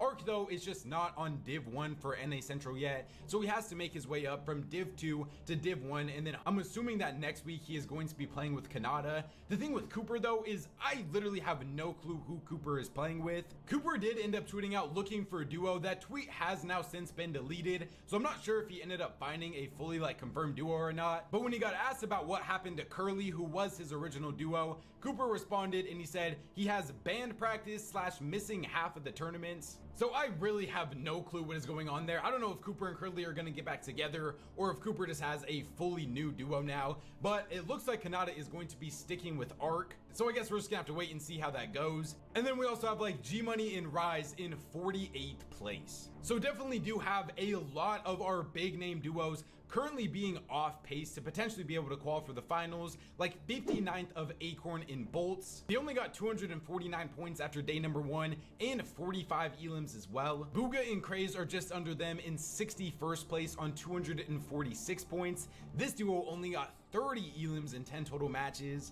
And then we also have like Muzz and Sphinx in 68th place, only getting 237 points, and they only finished with 29 total elims. These duos though all do still have day number 2 to be able to fully lock in, get back on track to potentially being able to qualify. Am I necessarily worried or hitting the panic meter for any of these teams yet? No, of course not. We're in literally a completely different meta right now since we don't have any crash pads. I am pretty confident in all of these duos to be able to clutch up the qual. I had to do some fact checking here to make sure this was real, and goodness, Peter looks like he is really back.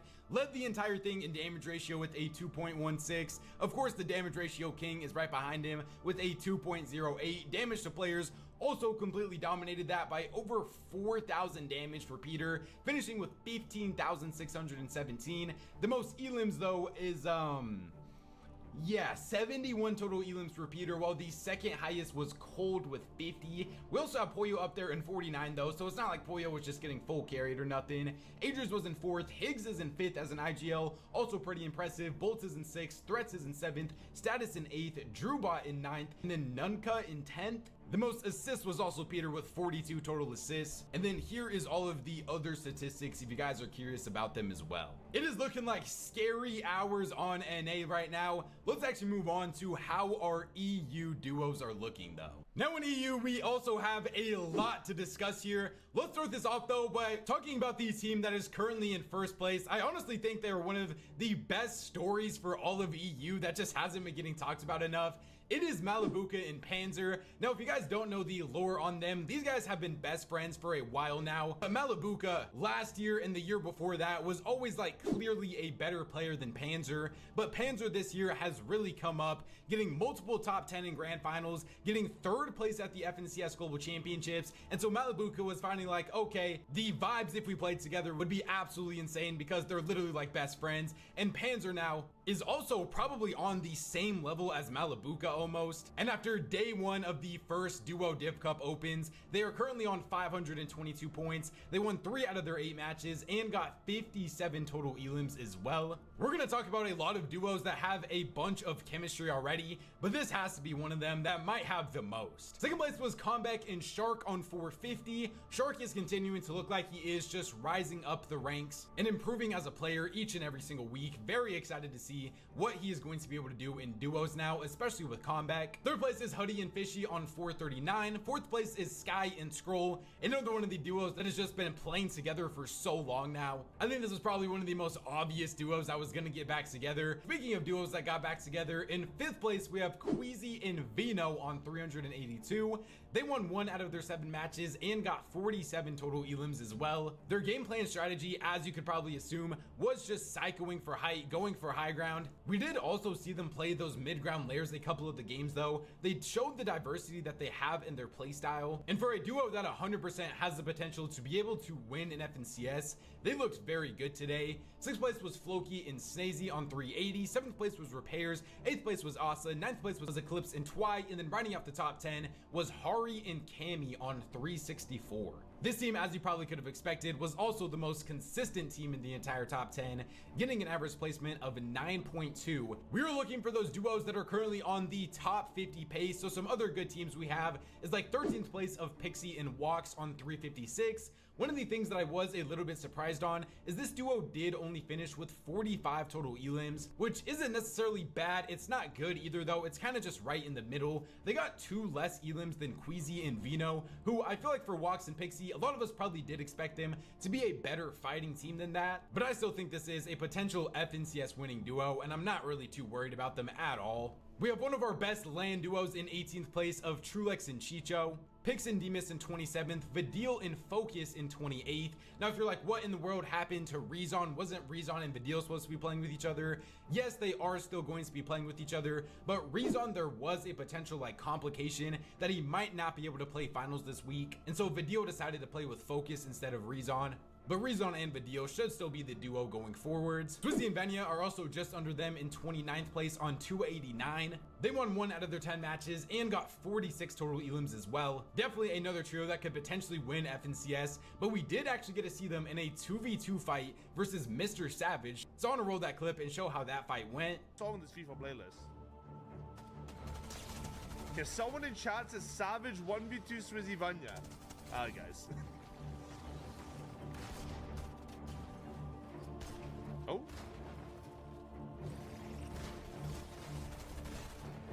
I dropped the fuck?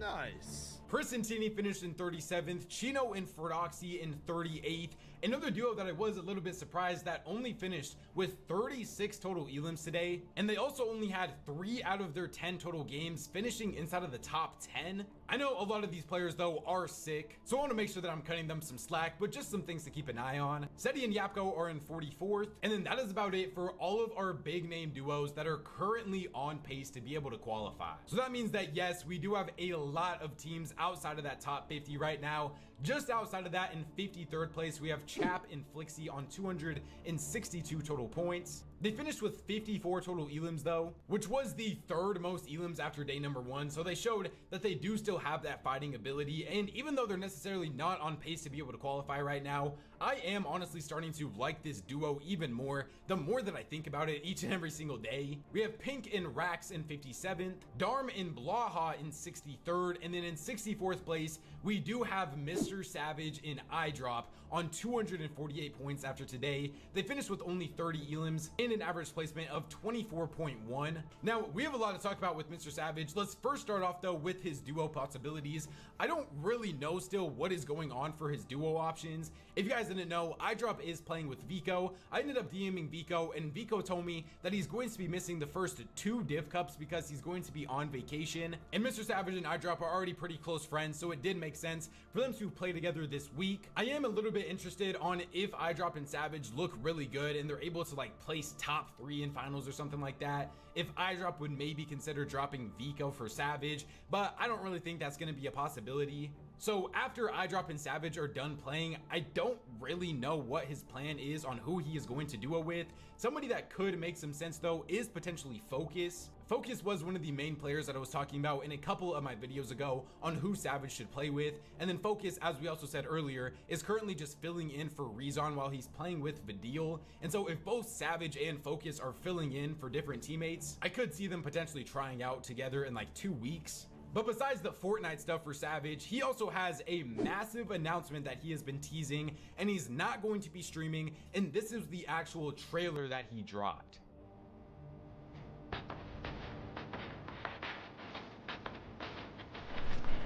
Yo, what's up? Yo, another sponsor? Really? How much is it? Oh no, we gotta double that at least. Yeah, what else? Oh, okay. Well, I gotta jump in the heli though. I'll catch you soon.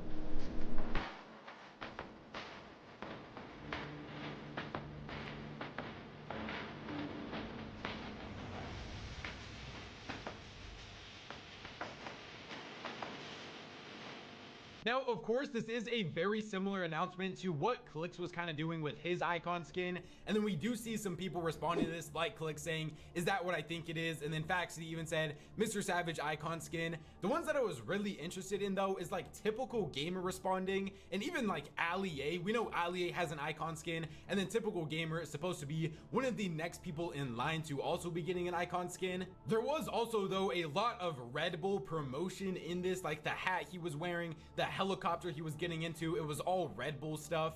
And so we also see people hinting that it could be like a potential thing to do with Red Bull, but also at the same time, Mr. Savage talks a bunch about like his using code Savage in this, and he was even doing a thing, I'm pretty sure a couple weeks ago, that he announced if he gets like 50,000 supporters on his code, he's gonna like dye his hair blonde again. And that's very similar to what Clix was doing when he was hyping up his icon skin as well. So what do I currently think that this could be? The option that people seem to be hinting at the most right now is an icon skin. I think 100% Clix and Savage are going to be collabing on this in some way, shape, or form, and I also wouldn't be surprised if Clix is trying to throw some people off. Maybe it could be also like a potential Mr. Savage joining Xset type of thing. Clix responded to his tweet, and Faxity also responded to his tweet, but I am very hyped for the announcement. Let me know what you guys think it is in the comment section down below, because right now I feel like I can't even really make an accurate guess. For some of our other duos that are currently off pace to qual, we have like 81st place of Murstache and Tayson on 226. I already see people saying that this duo is going to split, and that's like one of the main rumors right now, is they aren't even gonna last past even like next week. I can't either confirm or deny that, but I guess we're just gonna have to wait and see how that goes. I think the main other duos that you guys would care about that are currently kind of struggling is like 133rd of Pablo and Marius. They finished with 184 points and only got 29 total elims in 10 matches. And then we also have like Mongrel in his brand new duo of Hyper in 178th. They have 151 points in 23 total elims. Both of these teams are going to need pretty substantial day twos to be able to potentially qualify for the first Div Cup finals of the season. Let's move on to the final statistics here now. After day one, the highest damage ratio is Yapko and Hari with a 2.01 for Yapko and then a 1.99 for Hari. The most damage to players was Shark with 10,474. We also have like Chap right under him,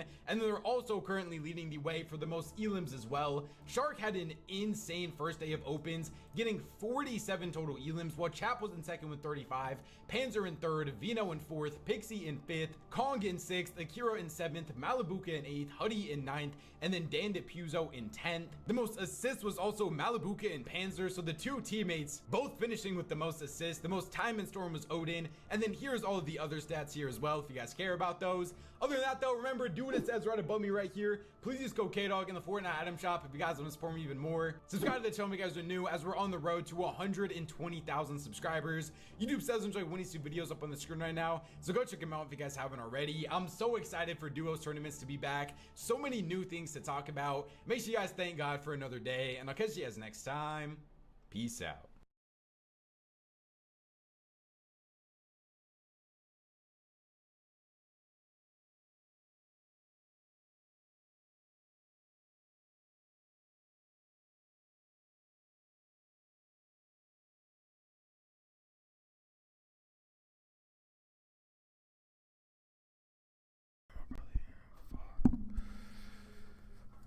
Yeah, I was.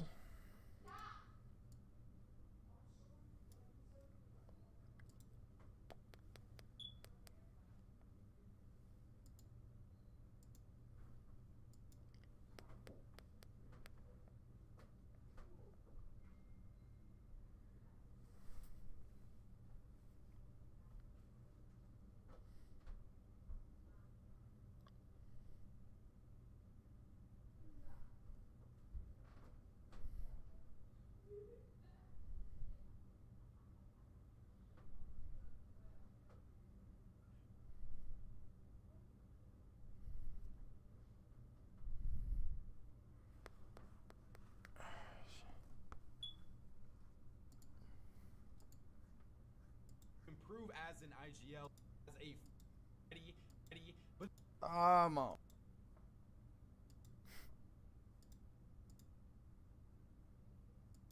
Full. Like he just gets that first try. 4,000 damage for Peter, finishing with 15,617. That one's beautiful. The most elims though is Let's see if I can find some watch betters.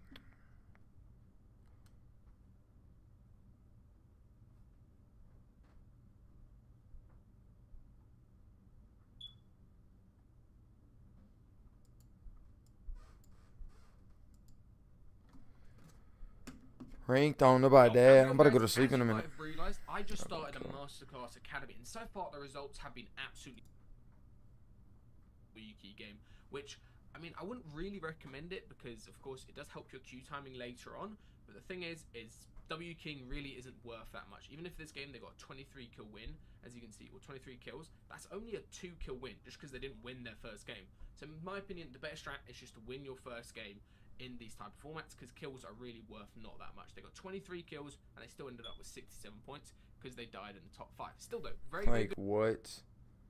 match history from them. They know exactly what they were doing. So let's take a look at their off spawn right here from Synergy and AMPL. And again, AMPL was brand new to comp, sort of last year he started playing, and he's already getting great results. So how is he doing this? First thing they're doing is as they drop in is they scout and they get loads of info. As you can see, they're dropping in for the spot. Look how much they're scouting, and they're looking around, and they realize, oh, we've got this whole place uncon, and this is so good to do, especially if you're like, you know, just gliding like this, is they realize they've got this area uncon, this area uncon, this area uncon, as well as their initial jot spot, which is what they aim for every single game. And just doing that consistently as you drop in, as soon as you realize there's no gliders contesting you, just scout around, get some info, and that's going to help them have a very, very good setup for the rest of the game. And the next thing to do, despite being uncon and having so much space, Bro, we went there one very game quick today. to leave I that swear spot it was and like over 4 or here to 5 teams. obtain crash pads. As Hit that of little right now, PR. in the most recent tournament, I think that's happened there tonight, crash pads are removed. So I'm going to explain how you can use the launch pads similar to crash pads later on in this video. You know, basically explain exactly what you should do to have perfect rotates with the launches either way. As you can see right here, they carry a very standard loadout. One's carrying Wrecker Revolver, Fury AR, other one's carrying OXR, as well as Sentinel. Very, very good stuff. I really wouldn't recommend carrying, you know, triple guns in duo. You need one person carrying mobility, and then of course trying to get a fizz as well is very, very useful. And right here, they get a kill, and they set themselves up for perfectly for the rest of this game off this one kill, if you guys watch what they do. So they spot one player is rotating past, and it's extremely key that you get a good 3-2-1 on this player, which is exactly what they do. Double dink right there, but AMPL showing off his name right there. And as soon as this player starts making space, look how nice they fight this, right? As you can see, as soon as this player starts making space, they both turn their attention over to this other player, and they start fighting this guy. And how do they fight this guy? Well, quite simply, they pressure from different angles. As you can see, Synergy gets the exit piece on this guy, full box, into the box, and takes him out. And just like that, they have got a free kill, which set them up perfectly. In these games, there's going to be a little bit of surge, but it's not going to be crazy high surge thresholds. So what they do is they realize as soon as this next zone closes in, we'll watch for a second, is as soon as this next zone closes in, as you can see right here, it ends up pulling slightly back towards them. They get a very, very good zone pull where they're at right here. As you can see, pulls slightly back. I mean, it's still probably going to go up somewhere to the north right here, but it pulls slightly back, and that lets them know that they can actually just sit in this box for a long period of time. I'd really recommend playing sort of reactively to zones in these type of games. You can predict like every zone and try to be ahead of everybody else, but what they do is they just AFK in this box, camping the card for the next literally 3 zones in a row, which is very, very nice stuff. There's no reason to complicate your games a ridiculous amount, be over rotating so you end up getting W keyed later on.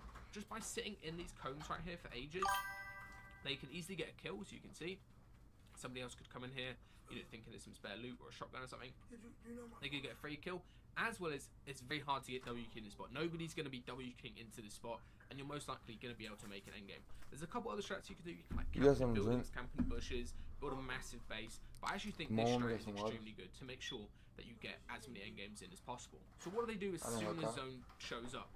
And this is actually very, very interesting right here. I think something you guys can learn from. So in the general meta at the moment, especially now with crash pads being taken, you know, out from the meta, normally the play is just to insta-rotate and be the first one in. And I recommend doing this 9 times out of 10, especially if you're backside like these guys.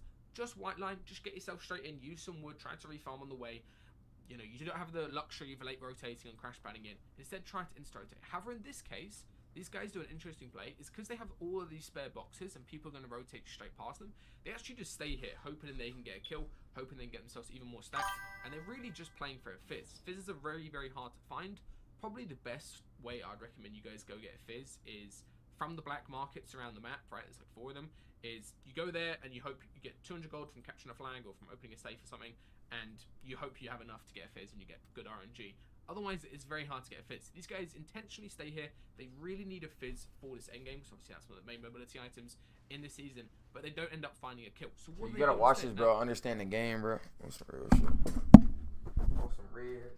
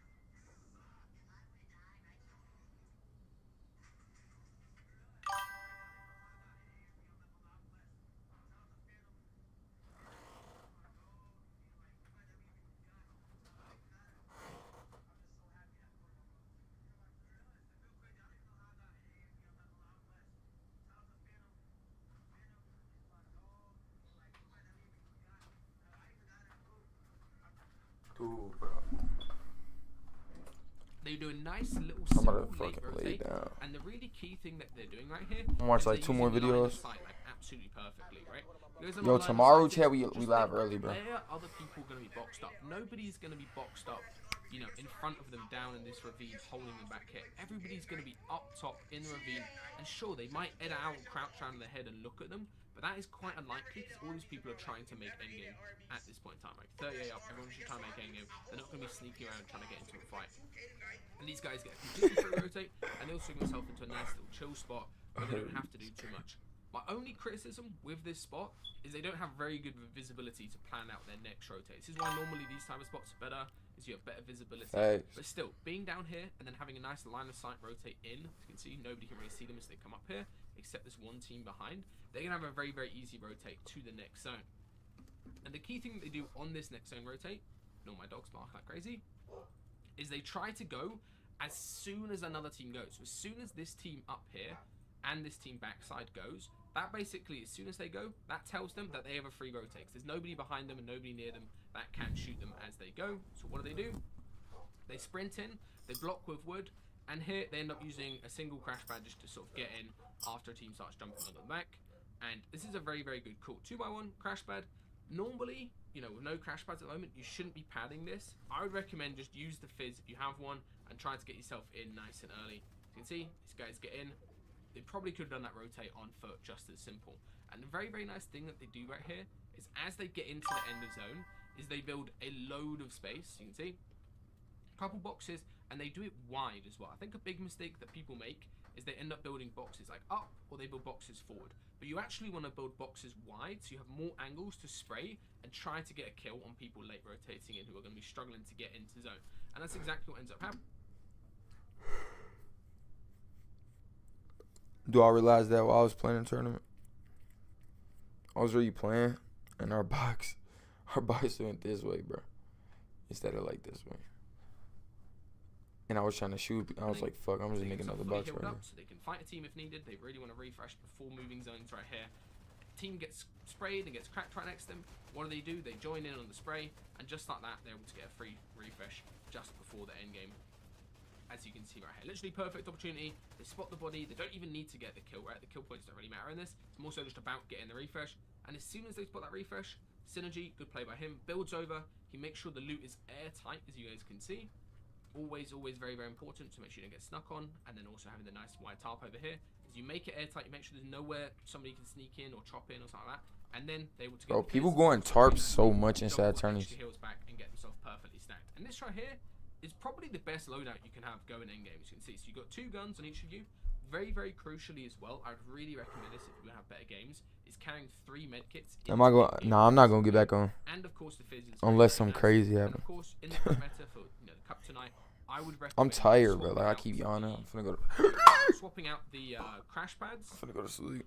For a launch, so you can just carry 2 launches instead.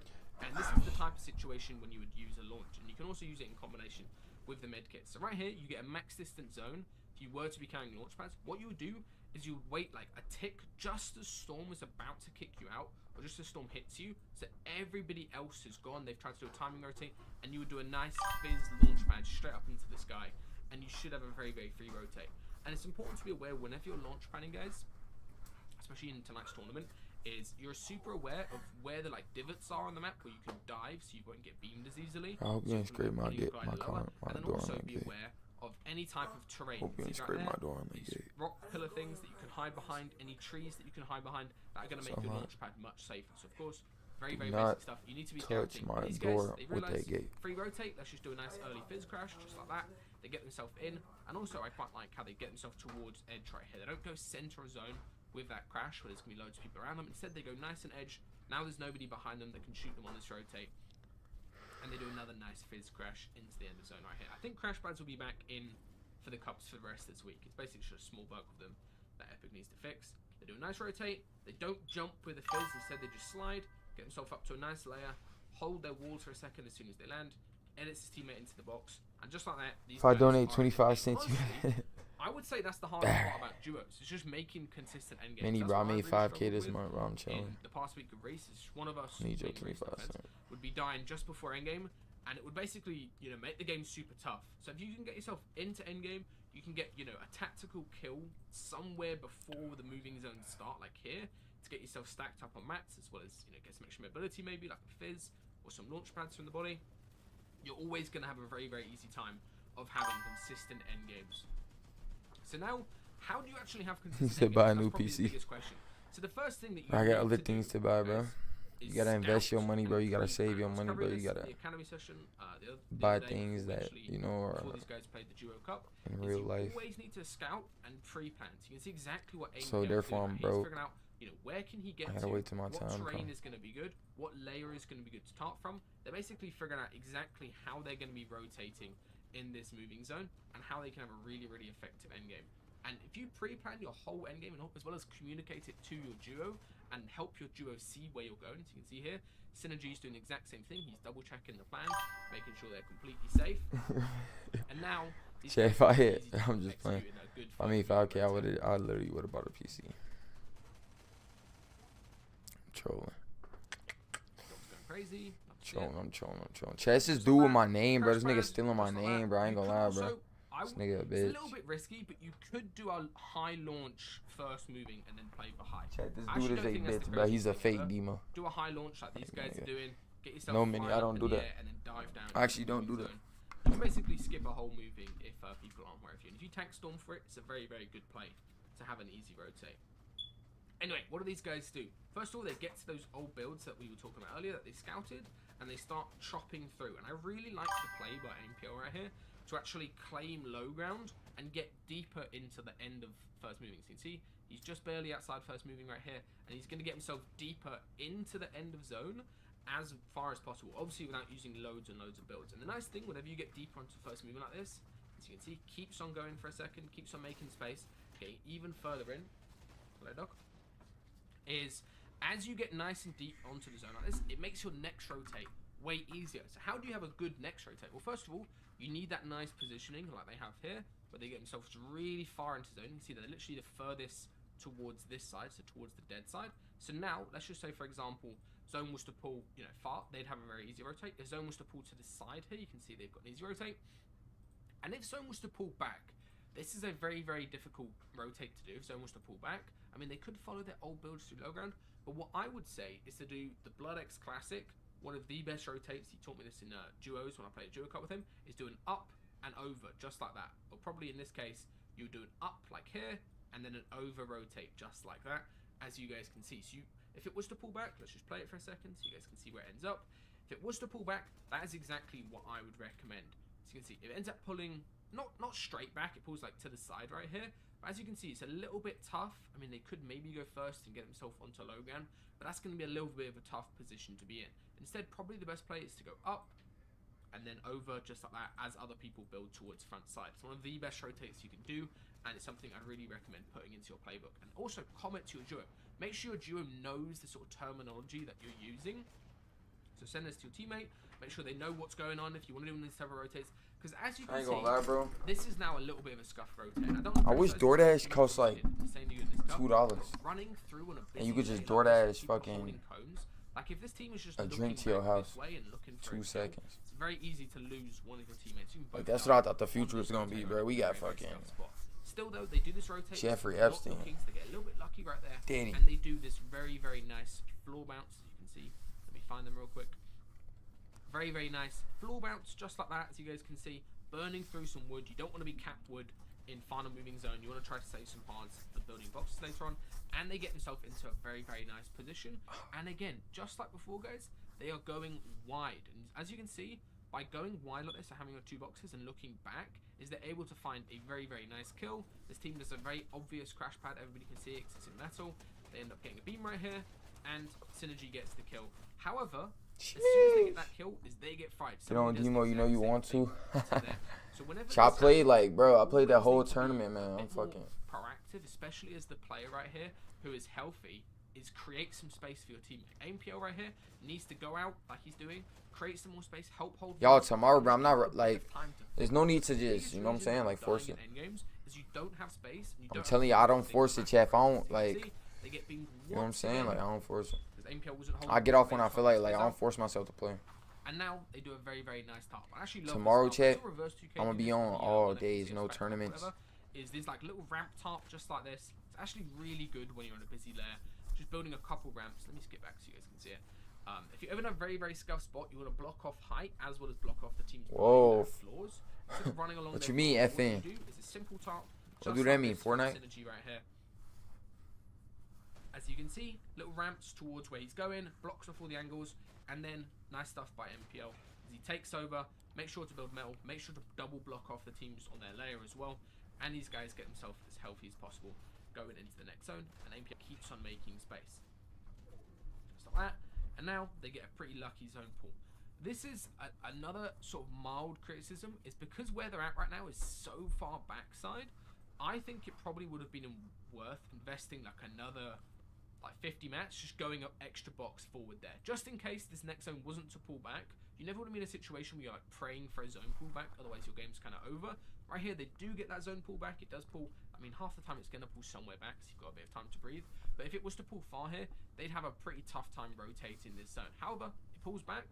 They take a second, they get themselves fully healed up, and MPL start scouting out their rotate, and these guys do a very, very nice call right here.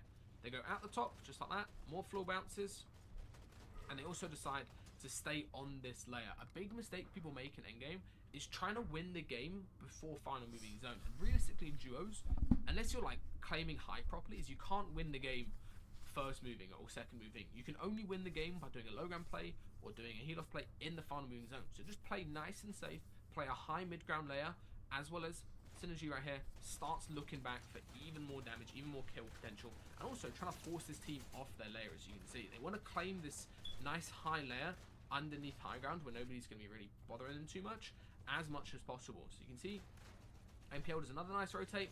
Gary's up, goes up to another good layer right here as well, and they keep on forcing this team off their layer. Literally perfect stuff. Chat, that like button, that sub on chat. Make sure y'all boys like and sub, man. Keep on making space towards the front set. They shouldn't be like just sitting in a box. I'm so thirsty. Right here. As you can see, the issue is now, as soon as this zone swaps, look how scuffed this spot has just become because they didn't claim a couple boxes front side. A team has now cut them off, as well as they don't have any like good, options to scout and get info about where they're going next, as you can see.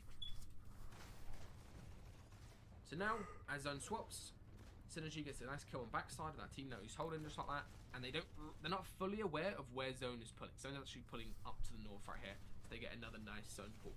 Thing is, you can't just be relying on these zone pulls, because especially when you're not like aware of where the zone is going, is a team will start fighting you from the backside of this, which is exactly what happens. They manage to get out the box, nice little storm tank around the edge right there, and they continue on the same layer. They're not faffing around going up and down layers like crazy at this point. Instead, they're just getting to a good position where they're like nice and safe, and then tarping as much as possible. And tarping is probably the biggest thing that people do wrong in duos. Just like trying to get too fancy their tarps, trying to go too crazy. If you just do a nice, solid, extended tarp like this, a lot of good things will come. And as you can see right here, they're starting to realize that they could actually win this game. They've sort of converted it into a final zone position, just like I was talking about. They're into, the 12th zone. There's about a minute left on the clock before the game's going to end, and they realize they could actually win the game. So let's watch this from Synergy's POV right here. He looks down, tries to fight for a kill right here, and they realize the height is spraying them, and they haven't actually looked up a height like at all this endgame. They're still looking down right here. And the thing is you need to be aware of what height is doing, especially in these final moments, because they might be running super low on max. They might be running super scuffed, which is exactly what's happening right here. I'm not advocating to like full send height the whole time, but when you're doing these full tops like this and you're pretty stacked, you shouldn't just be focused on these teams below you. You should be trying to think about how you can actually secure the win in the end games, and that's how you have much more consistency in your performances, because then you'll be able to convert like a top 8 into a top 5 and then into a win. So right here, they continue tarping, very good stuff. They're running very low on mats at this point, and they realize height is getting straight into their box. So you can see height jumps in, MPL takes that one. Nice movement here with a slide. Other player runs out of bullets, tries to big X him, and just like that, he ends up taking out the height team. And honestly, I think that was the This best happened to me today. I got hit by that, guys. That fight as they were fighting down on mid ground, because what it did was realize and made MPL aware that he has 3 medkits and he can literally just play these 3 medkits. And this is why earlier in the game I was advocating for you guys to just always be carrying the 3 medkits, because it basically guarantees you to have good end games. Because even if this fight didn't go their way, just hypothetically, even if this fight when Hype jumps in their box, doesn't go well, if AMPL was to run back into Storm and actually play these whites, he would guarantee himself a top 2 in this situation. Like right here, if he's like, oh, we're running out of mats, if he just runs back and starts playing the medkits behind this cone, he guarantees himself a top 2, probably even wins the game as well, because he will be playing 10 seconds after Storm fully closes. So unless the player on low ground has a med miss and is full whites, he's basically guaranteed to win this game. However, these guys, very, very confident in their aim, as you can see right here. Hits the shots, nice slide movement to get out of the way of this guy, as well as dodge the pickaxe. And the geyser sends him flying back into Storm, and he realizes, oh, I can just play heal off. As you can see, lands up on the high ground. Other player down below with the med mist only, and this is what I was talking about. He probably would have won the game if he just played the medkits earlier rather than even fighting a hype team. Still though, very, very good stuff by him. Huge shout out to AMPL. If you guys are interested in joining the academy, AMPL was one of the best players. We've also got a full leaderboard right here, as you can see. I think he's actually second on the leaderboard as well. Yeah, very good stuff by him. 49 points so far. You can level up, hit some upcoming, get some new roles as well. And of course, we've got a duo session happening later today. So I'll see you guys in the duo session if you're interested. And again, the academy, thank you to whoever's just signed. The masterclass.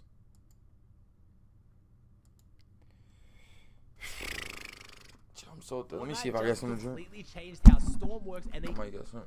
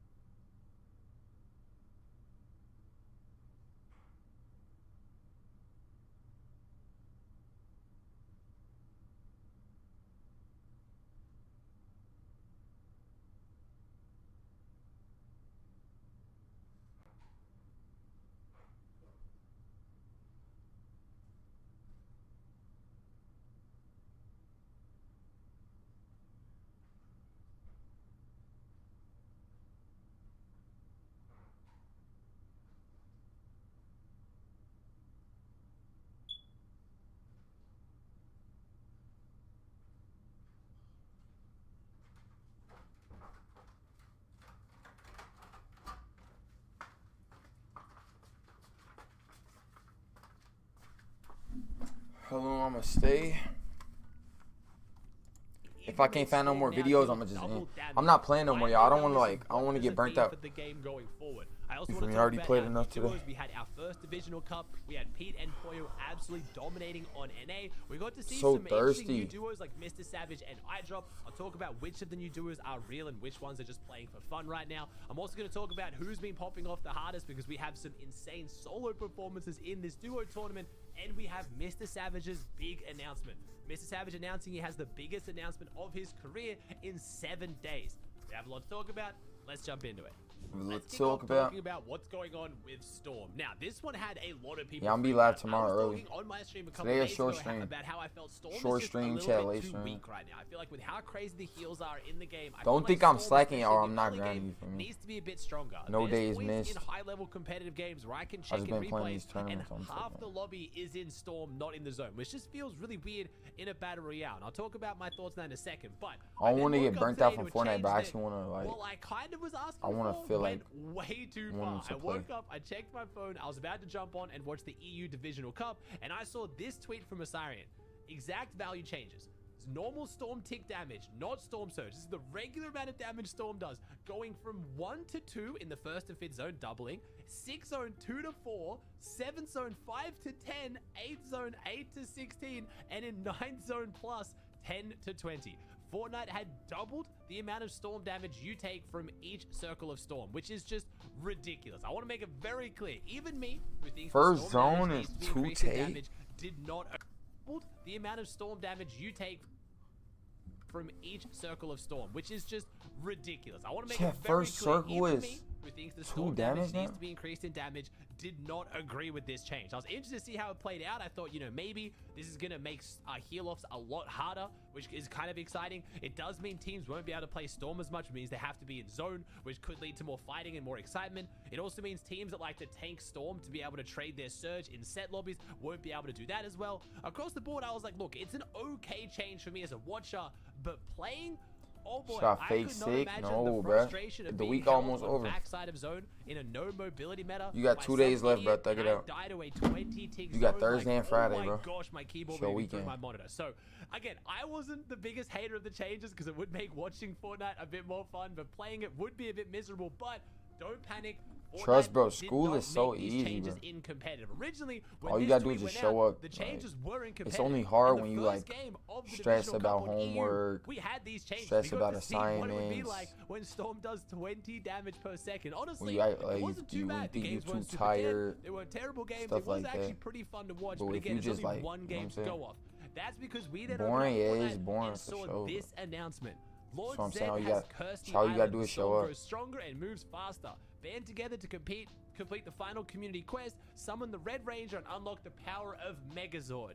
Yes, it was a storyline thing. Fortnite managed to double the amount of damage of Storm. Not just that, they also made Storms move faster, which I'll talk about in a second, but it was all because of a pub update. They then quickly took this out of competitive and ranked, and now only these changes are in pub. So I wanted to put this in the video to make sure you are not confused, because a lot of people made a lot of posts about this, a lot of people covered it, myself included, before Fortnite then changed it back. So I wanted to set the record straight. In case you guys saw it, don't worry, Storm has not changed at all in competitive or ranked. It's only changed in pubs. Like I said, that wasn't the only change they made. They did reduce the wait time between zones to make the games feel faster paced. So first zone was 120 seconds down to 90, second zone was 90 down to 70, third zone 95 down to 70, fourth zone 90 to 70, fifth to seventh zone 50 down to 40, eighth zone 35 to 30, and ninth zone 20 to 15. They also said the shrink time of the Plan on third playing zone skate. changed from How much do it 95 cost? to 90. So what that means basically is instead of That's having to what wait depend for the on. next zone for longer, the I next ain't zone gonna starts lie. even quicker, Probably which like does 60, speed huh? up the pacing of Fortnite. Now, this does make the game feel a little bit more like Reload, but again, when I've read these changes, I wasn't instantly hating on them. I was like, this could Free? make the mid game Say a little more Sweat free. exciting. It will make the end game feel I a little bit download it right now.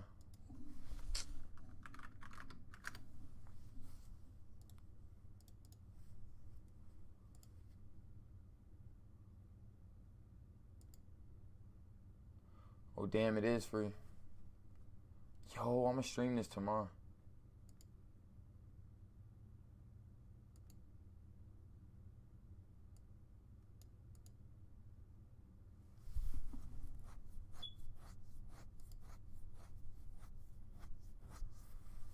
Damn, I just got it. Joey just got the new skate. Nah, should I play on Oh, I'm finna get some good clips on this. Y'all might play this tonight. Y'all finna play that tonight.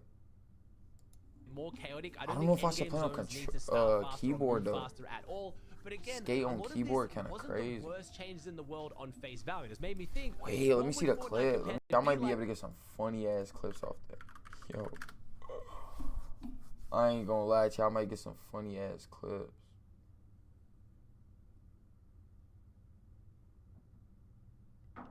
How come nobody playing it? Like XQC not playing it?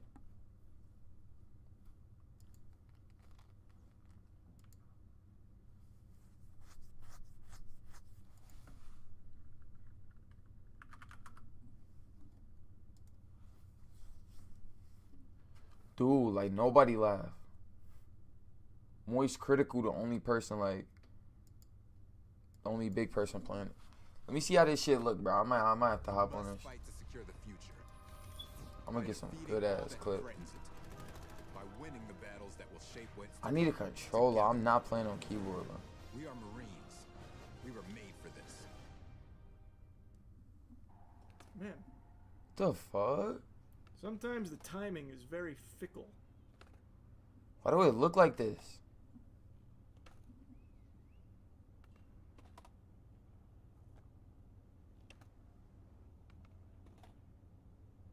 I'm just going too early every time. This nigga trying to manual. There we go. I just want to get on top of the building. Uh-oh, I can't emote. Oh, fuck. I'm frozen. Oh, wait, like, I full crashed. Yeah, I can't do anything. So this game crashing.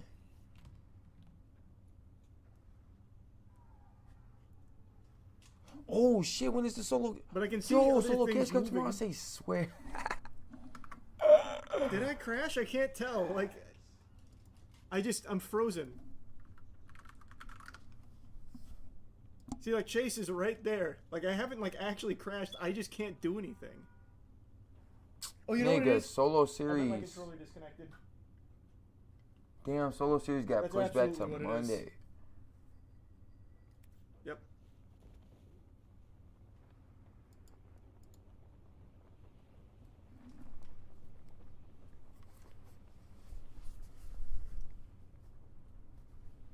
I'm only human after all.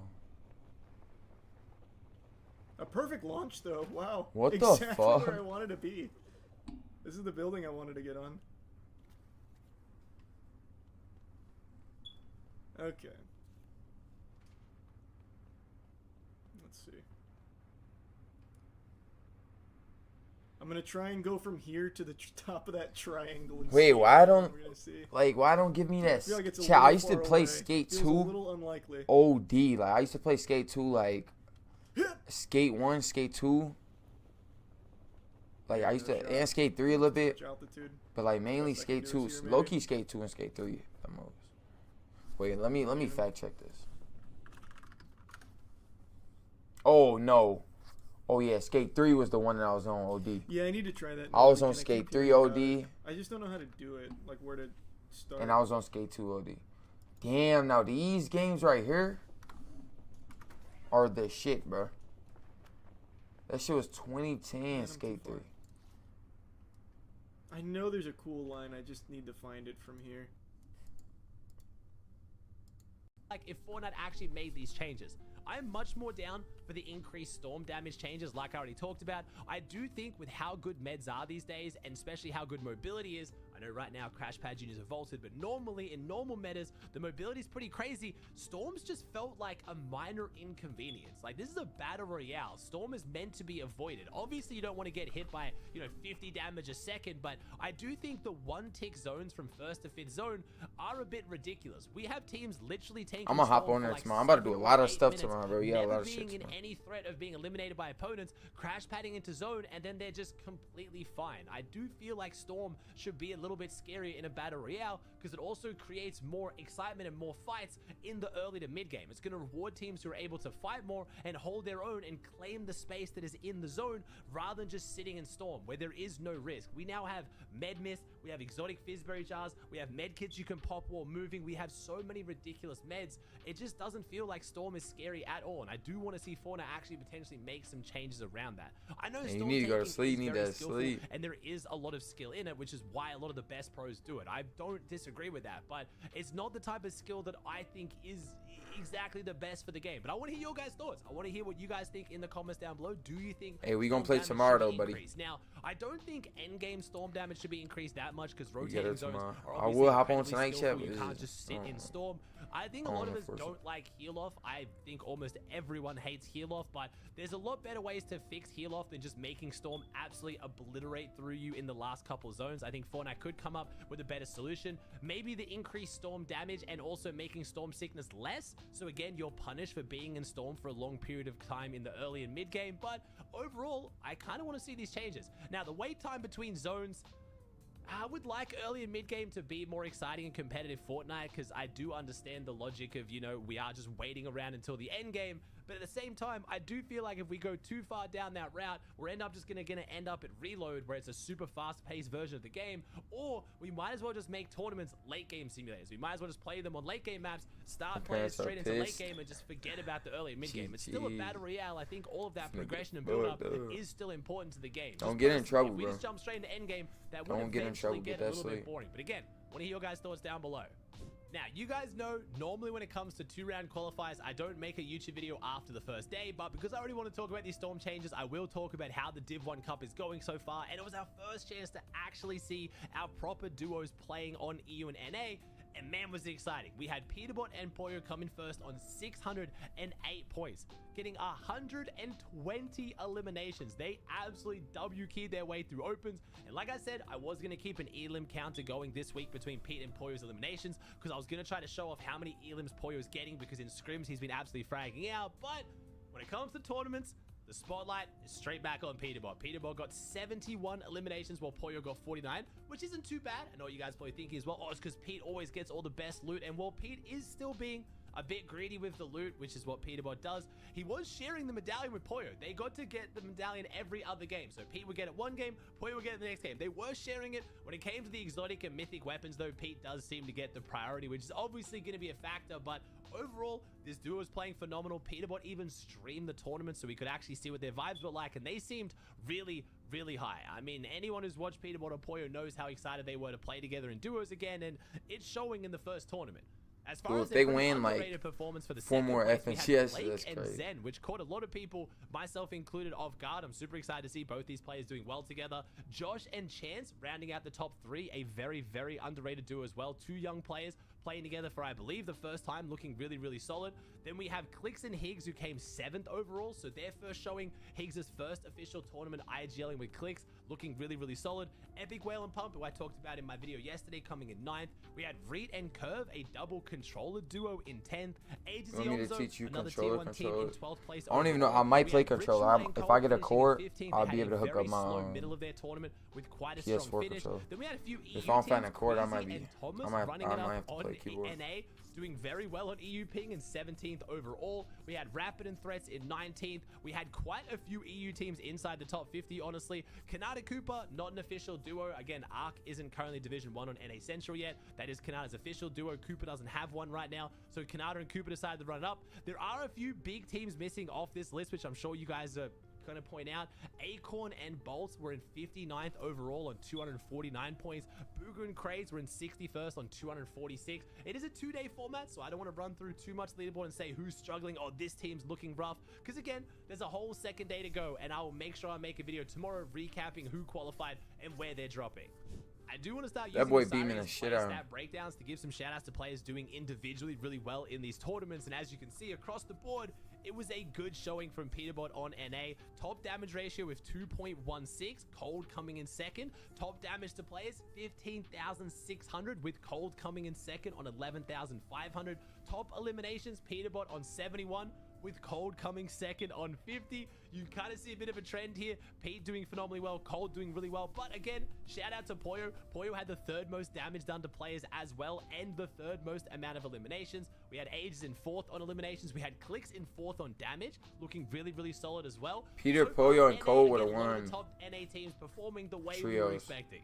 Moving on over to the EU leaderboard, we had Malibuka and Panzer in 1st on 522. I'm super excited to see this duo. Panzer's stocks at an all-time high right now. He's been playing really well, and now he's picked himself up a phenomenal player in Malibuka, who, bouncing off a really good performance at Globals, looking very hot in duos. Then we had Combeck and Shark in 2nd on 450 points. Then we had Huddy and Fishy rounding out the top 3. Very excited to see the Czech duo do so well. There's not a lot of Czech Republic pros, Huddy and Fishy being 2 of the most notable ones. It's good to see them pairing up and doing well in duos now. We had No Surprise, Sky and Scroll still doing together our Globals duo from a couple chapters ago in 4th place. Queasy and Veno rounding out the top 5 as well. Queasy and Veno are both grinding a lot right now. Like we said, we had Queasy playing on NA Central as well. We also had the brothers, Eclipse and Twy in 9th overall, Hari and Cami in 10th. We had the Frenchies, Akira and Skyjump, repping the French teams in top 15. Hopefully, we don't have no French players at the next LAN. I love seeing when the French players do well, because there are leaks that the Globals is going to be in Paris now. I'll talk about that in a future video when we get a bit more information. We also have Vidil and Focus. Now, don't panic. Vidil and Rezon haven't split. Rezon's going away, so Vidil decided to play with Focus instead. We had Pix and Damus in 27, so Dam and Damus have looked like they've split. So instead of having the double fragger combo, they've now picked up the IGL from the trio with Pix and Damus. Swizzy and Vanya in 29th overall as well. Seti and Yapko in 44th. But again, like I said, this is only day 1. Day 2 could change things a lot, but I do want to highlight the stats on EU, because Shark is absolutely popping off right now. Top damage ratio went to Sky with a 2.02, but the top damage went to Shark with Hey, God bless you, bro. You too. 178, which was almost 3,000 more than Sky in second. Eliminations, this was the big one. 51 eliminations from Shark, 16 more than the next closest, which was Chap. Chap looking very solid, as a lot of people are expecting as well. But Shark right now is putting on a clinic and living up to a lot of the hype of people who have high expectations of him. Now, for those of you guys panicked about the fact I didn't mention Mr. Savage didn't end up playing with this tournament with iDrop, who iDrop is see Shark play. still unwell from globals. He didn't play with V.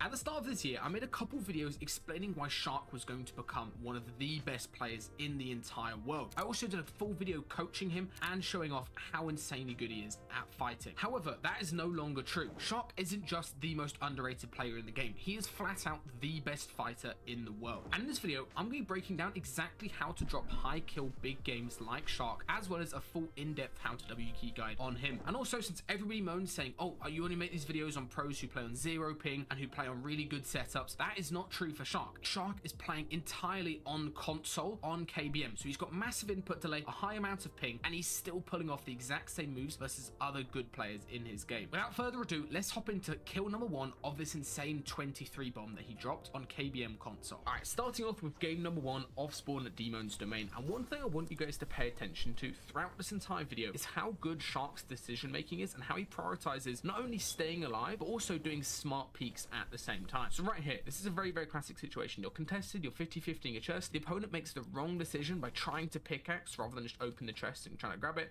And Shark immediately prioritizes grabbing all the guns rather than doing some dumb pickaxe fight and turns his attention to the main threat, which is going to be the other player contesting, grabbing their own chest. Gets the initial shot off, then does a smart right peek around this little beam in the middle and blocks off his opponent. He makes another good decision. Rather than trying to open a chest, grab the minis or whatever it is, instead he focuses on getting the mats. If you're strong enough at defensive fighting, as long as you have some builds available, you're basically unkillable in the vast majority of solo fights. The opponent wants to play quickly, rush towards him and do a basic 50-50. So what Shark does is he sits the whole way back, plays a top right hand peek from 2 boxes away. This allows him an easy shot as well as allows him to double layer towards his opponent, sit up on high ground, get the reload off on his gun, and for the rest of this fight he takes 0 chances, which is what I want you guys to pay attention to literally the whole way through this video. Shark is not taking unnecessary risks. He's just focused on always having good decisions and making sure he's doing good peeks after he's done those good decisions. White tag, easy time tracking down the opponent, and he takes out the off spawn to get 2 easy elims. This next fight is a perfect example of what makes Shark such a good fighter during mid game. You got to remember he's playing on a very, very laggy console in these games, and his mechanics is still at this elite level, and it comes down to how good his movement is. So first thing he does related to movement is as he's sneaking on this opponent approaching, he just starts crouching for a second, and this might not seem like the craziest play ever, but as you can see from the other guy's POV, he now has absolutely no clue where Shark is because the visual audios have disappeared. He doesn't know if he's in the building, if he's crouching around here, if he's gone up top, and that little bit of a crouch allows Shark to do an unexpected timing replace of the wall. He sprints out to the side, shotgun, AR replace, and then phases the cone since the guy didn't have one in his box. Damn, I didn't even know you could do that. Exact same time. And the next thing he does related to his movement, which is very, very important, is he doesn't edit from standing back here. The issue with editing from back here is the guy will just turn around and place a stare on Shark's head. Watch what he does. He holds the edit while running closer, and now by the time the edit's actually completed, he's at the front third of his box, which is really, really important. He's not 50-50ing and running into the box and, you know, doing an aim duel. He's standing right here specifically so he can't get ramped over and it can't block his pump shot. This allows him to get the free opening pump. Then he does a very, very smart play, which is an open edit reset to sort of bait out the guy's own pump shot or potentially see what reaction he has. Open edit reset, the guy starts panicking since he got caught by surprise. A little bit of side piece, blocks all of his angles from third parties, and then does the best peek in the game and another nice little bit of movement right here to help the peek be even better. This is the best peek in the situation, this bottom 3 tile angle edit right here rather than the top right where the guy will be protected. And as he does this, he crouches into the peek, which normally is pretty bad, but this crouch into turns the peak, allows him to easily line up a max body shot, and the guy starts panicking again, holds the wall, open edit, loads a pump shot, and takes out the other player. So again, nothing crazy mechanical, but all he's doing is crouching to get an unexpected wall replace, making sure he's standing in the correct position as he does the edit so he doesn't get blocked off, and then very, very nice use of the crouch to get an easier shot at the end and hit a max body. And his next kill is even cleaner than that last one. What he does is he birds straight up to height, spots where the opponent is, and immediately spams a load of walls and catches himself with 2 floors out to the side. The opponent's instant reaction upon seeing all these walls and losing high ground is to start coming up towards Shark. All Shark does, instant peek while the opponent's trying to build up, manages to get a shot off right there, and then this is the best peek to do in this situation. I talked about this in my recent video, but you edit as you fall, it's impossible to get hit, and what happens a lot of the time is the opponent will spray and break the ramp, making the shot even easier for you to line up. Easy max damage pump to take out the opponent and get the 4th kill of the game. Alright, now on to kill number 5 right here. What Shark does very, very nicely the whole way throughout this fight is by distracting his opponent as well as utilizing high walls. So right here, as you can see, the opponent immediately has high ground, but he's not established up on it. He's really only standing on Shark's head right here. So what Shark does is, as the guy turns his attention and starts looking over this way, he immediately jumps out the back, places his own stair, and then snaps around and places this high wall to block off the opponent. Walls are so much better for this type of play, rather than, you know, trying to stare them, trying to cone them, because of course there's lots of counters to that. With a wall, there's really no counter, because you're just stuck behind it, and this allows Shark to immediately swap the angle. He doesn't edit the wall of control that he's got. Instead, what he does is he jumps around the side while holding out his blueprint, tries to go for another set of high walls here to block the guy off, and then immediately does an edit, gets the opening advantage in the fight, and almost gets the full box off right there. The guy smartly, since he's got a decent amount of kills, decides to just run away from this height and let his siphon heal him up. So Shark turns his attention to chasing him down and hunting him. Now as he re-engages the fight right here, take a look how he doesn't bait out the fact that he's going to pickaxe the wall. Instead, he just jumps and sprays straight away, and immediately upon spraying, realizing he's not got the piece, he's not got the guy full box, look what he does. Looks up, places more of those high walls, which are really, really important. This means that the guy, as soon as he wants to try to, you know, retake height, get out of this box situation, he runs straight into those high walls, and it leaves him in a very, very difficult spot, and it makes it impossible for him to really figure out what's going on. Then Shark continues to re-aggress the guy. He spots that he's missing a single wall on his 2-bar, as well as he's got his minis out right here. So watch what Shark does. Places the wall cone to block himself off, and while he edits, he selects his shotgun. This allows him a really, really fine margin where he's got a less shotgun delay than the opponent. That allows him to hit his shot while the guy doesn't even shoot his, and this makes it a very, very easy time. What he does, tries to double around, the guy just starts to start birding away and running away again, and Shark is able to just chase him down and get a very, very easy 5th kill. And this is versus somebody with a bunch of kills from the better players in the lobby, and he took him out just like that. This next fight might be one of the best setup baits that I've ever seen. If you guys don't know what a setup bait is, it's basically any type of play where you're baiting out the fact you're going to do one thing, and then you set up and immediately do the other. As you can see, this guy right here is doing a very, very standard fight, doing a good job versus other player who decides to run away, and he immediately runs into this situation where he's got Baby Shark up on his head. So what does Shark do? Baits out the fact that he's going to replace the top plate. He's got the full top set up here, he's got everything pre-built off. He even fakes the pickaxe, so he, like, you know, half swings the pickaxe so it makes a noise but doesn't actually register, and immediately, look what he does. Drops down. The guy has absolutely no clue where Shark has gone. He's not even looking in the correct direction. So what this looked like from Shark's POV, which is really, really important, is exactly how he sets up this bait. He makes it so obvious that he's just going to double pickaxe the top and immediately turns his attention to the wall. Like, look, such an obvious bait out play. Doesn't even pickaxe, blocks the angle, double let it down, force the stair in, then gets the full piece out to the side as well as the full piece down below, and he ends up in a 50-50, but he's able to win it just by a nice use of the bird and ends up behind the guy and gets the shot off first. This next fight is for the island and the coin, as well as it's versus somebody with the new exotic shotgun. It ends up quite messy, so I want you guys to learn a couple things from this. First thing, Shark gets hit down to a 50 HP at the start of the fight, so what does he do? He runs away, grabs some barrels, and doesn't prioritize healing. This is so important. I think a lot of people make this mistake when they're low and when they're a bit panicky, is they start popping a big pot or mini. Nigga, he didn't because he got medallion. What you should do instead is reload your shotgun, so now you've got all bullets versus the opponent who's actually got less bullets because he's running straight over, and then focus on doing a good counter peek, which is exactly what Shark does. Perfect right hand peek right here to get the shot off first, makes the opponent look like an idiot jumping on the wall right there because he was expecting Shark to pop heals. Just reloading your shotgun, tracking your opponent, makes it so much easier to do these good peeks. Immediately blocks the wall, takes high ground from above. Nice little window peek right here.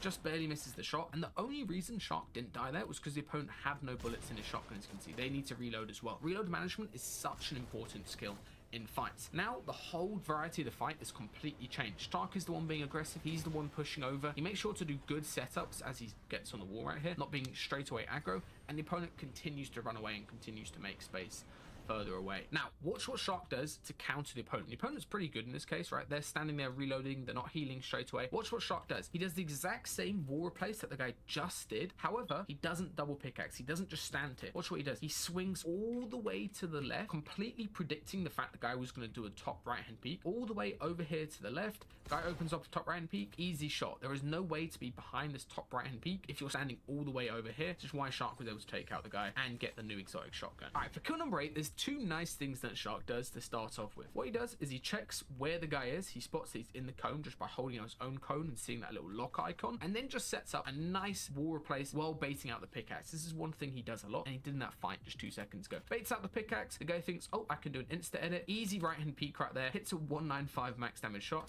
and the guy only hits a 36 because of how strong that right hand peek was. Then to close out the fight, he doesn't rush, doesn't trade, doesn't do anything stupid where he could actually get one pumped in this fight, even by a great pump. What does he do? Sets up a just spray wall replace, trying to get some bleed through, and he isn't able to get bleed through right here. So watch what he does instead. The key thing that Shark does right here is he watches the opponent. He spots the guys pulling out his pump, reloading, trying to go for a pre-fire and get some damage off. So all he does is he crouches, makes it as hard as possible to get shot in return. Also swings to the right here, so his right, which gets him into the guy's character mold. As you can see, the guy can no longer see Shark. Guy completely misses his pre-fire, and then he just does a nice top round peek to take him out without taking any further damage. It's important, even if you hit somebody super low, that you continue to have good fighting fundamentals, so you don't risk doing unnecessary 50-50s that will slow down the momentum of the fight. This next fight isn't necessarily a highlight of mechanics, but more so of player psychology and exactly what people do in fights and how they think. So right here, as you can see, Shark is getting on the wall, and so many people, when they get on the wall like this, they make the mistake of just pressuring the wall, you know, pickaxing, spraying. However, it's so obvious that this guy wants to go up for high ground and retake control of the fight. You don't want to be, you know, in a wood 1x1 or a 2x1 defensively box fight, and that is just not the play in Fortnite. So what the guy does, blocks off the angle, places the stair. Look what Shark's reaction is.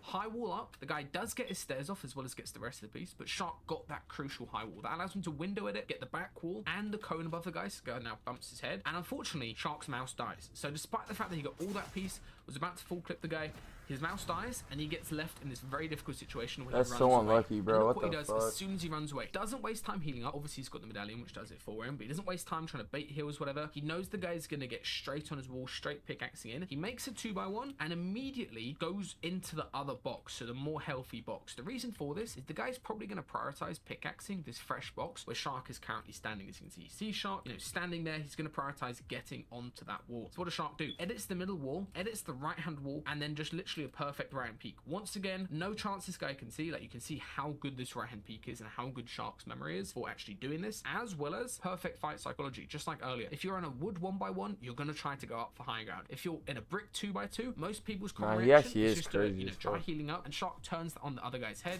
immediate counter shot, and this guy, his only play is to run away for about 10 minutes with a cape, and Shark finally takes him out a little bit later on. Guy tries running away, and Shark takes him out and gets his 9th kill of the game. For fight number 10, there's a couple very nice plays that Shark does to start off with. The guy's replacing his own wall while hiding inside the tunnel right here. Shark holds it, insta edits it, and catches the guy with a couple nice shots. How he doesn't do an insane amount of damage, and this is a very, very important thing to be aware of in fights. If you don't hit a lot of damage, but you've put your opponent on the back foot, right, their first reaction is going to be to do an insta edit. So how does Shark counter this? What does he do? Reloads a shotgun while watching the opponent, spots that the guy is now actually holding an edit. So you can see his pencil moved a little bit, which means that he's holding an edit rather than just holding the floor or trying to place a cone or whatever. And this means that Shark has an easy time. All he does, baits out the pickaxe, and he keeps his crosshair right on the guy, which is really, really important this whole time. The reason why you always want to keep your crosshair on the opponent is obviously so either if they do an open edit, you can shoot them first and you'll be able to kill them. However, in this case, it works out really well because the guy's slightly protected by his own edit that he did right there, which means that Shark actually pumps. You can see the guy missed his shot. Shark actually pumps the guy's edit that he did, allows him to grab the double, doesn't do a stupid double edit play and run into the box. Instead, perfect full tile edit,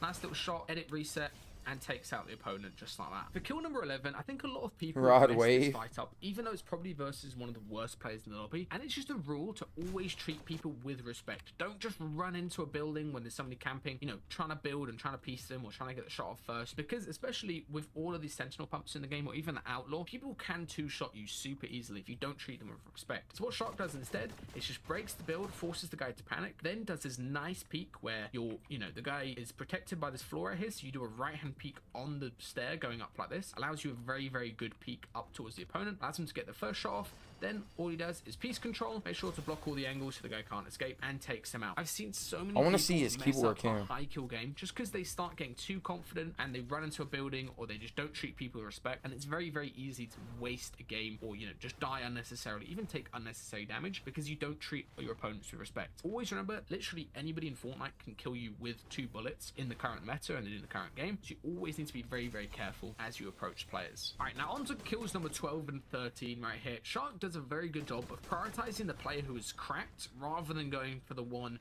that was, you know, full HP and hit 80. This allows him to get the first kill very, very easily and immediately turns his attention to this other player who's trying to spray him and third party him. And in this fight, Shark does a bunch of those high walls that you just saw right there to try to take out the opponent, as well as, very, very nicely, a couple useful replaces. First thing he does is, as he gets on the wall right here, he doesn't just stand still as he pickaxes, because that would give the other opponent an easy time of pre-firing him. Instead, he moves, makes it awkward to predict where he's going to go into the box, and that allows him to get in without getting pre-fired. Then, another little high jump with a bunch of high walls, as well as these double stairs to sort of protect himself, make sure he can't get coned with this stair right here, as well as catch himself with that stair. And this allows him to constantly keep pickaxing him and keep up the pressure on the opponent.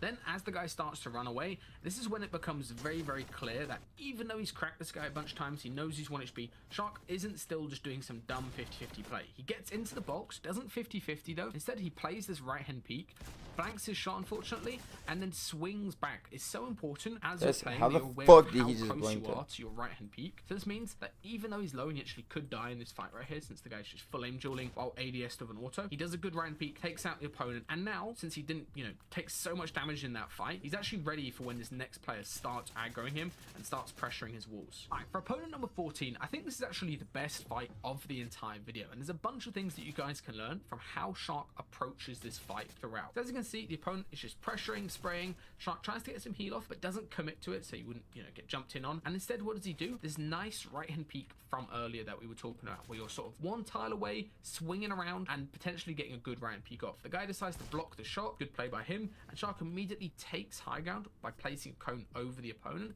but doesn't triple edit through. It's so important you don't just triple edit blindly. Instead, watch what Shark does. Edits the right-hand window to see where the opponent is while holding it, then gets double control out to the side, and now, because he's been a little bit more patient, a little bit more controlled of how he's setting up, the opponent sprays through, allow Shark to get 100 plus shot off right there, as well as get the double edit on him. Now, in this situation, I guarantee most people watching this video would just try to end the fight, right? You would just try to end the fight, get straight into the box, but the issue, Shark is running low on bullets. He also would be in a full 50-50, and this guy could easily hit 150 headshot with a blue pump. So what does he do? Just resets, backs off, instead does a better peek right here. As you can see, now it's a right-hand peek going in. He's also got a shot loaded. However, guy has good movement to get out of the way of the shot, as well as immediately counter peeks up and hits another big shot onto Shark right there. Now at this point in time, Shark is completely fine with letting the fight stalemate for a second and getting back up to full HP, especially with the HP advantage, you know, from popping a chug jug, which heals twice as fast as any other heal. You will be completely in control of the fight as it restarts. However, Shark does a bunch of nice things to close out this fight. First thing he does,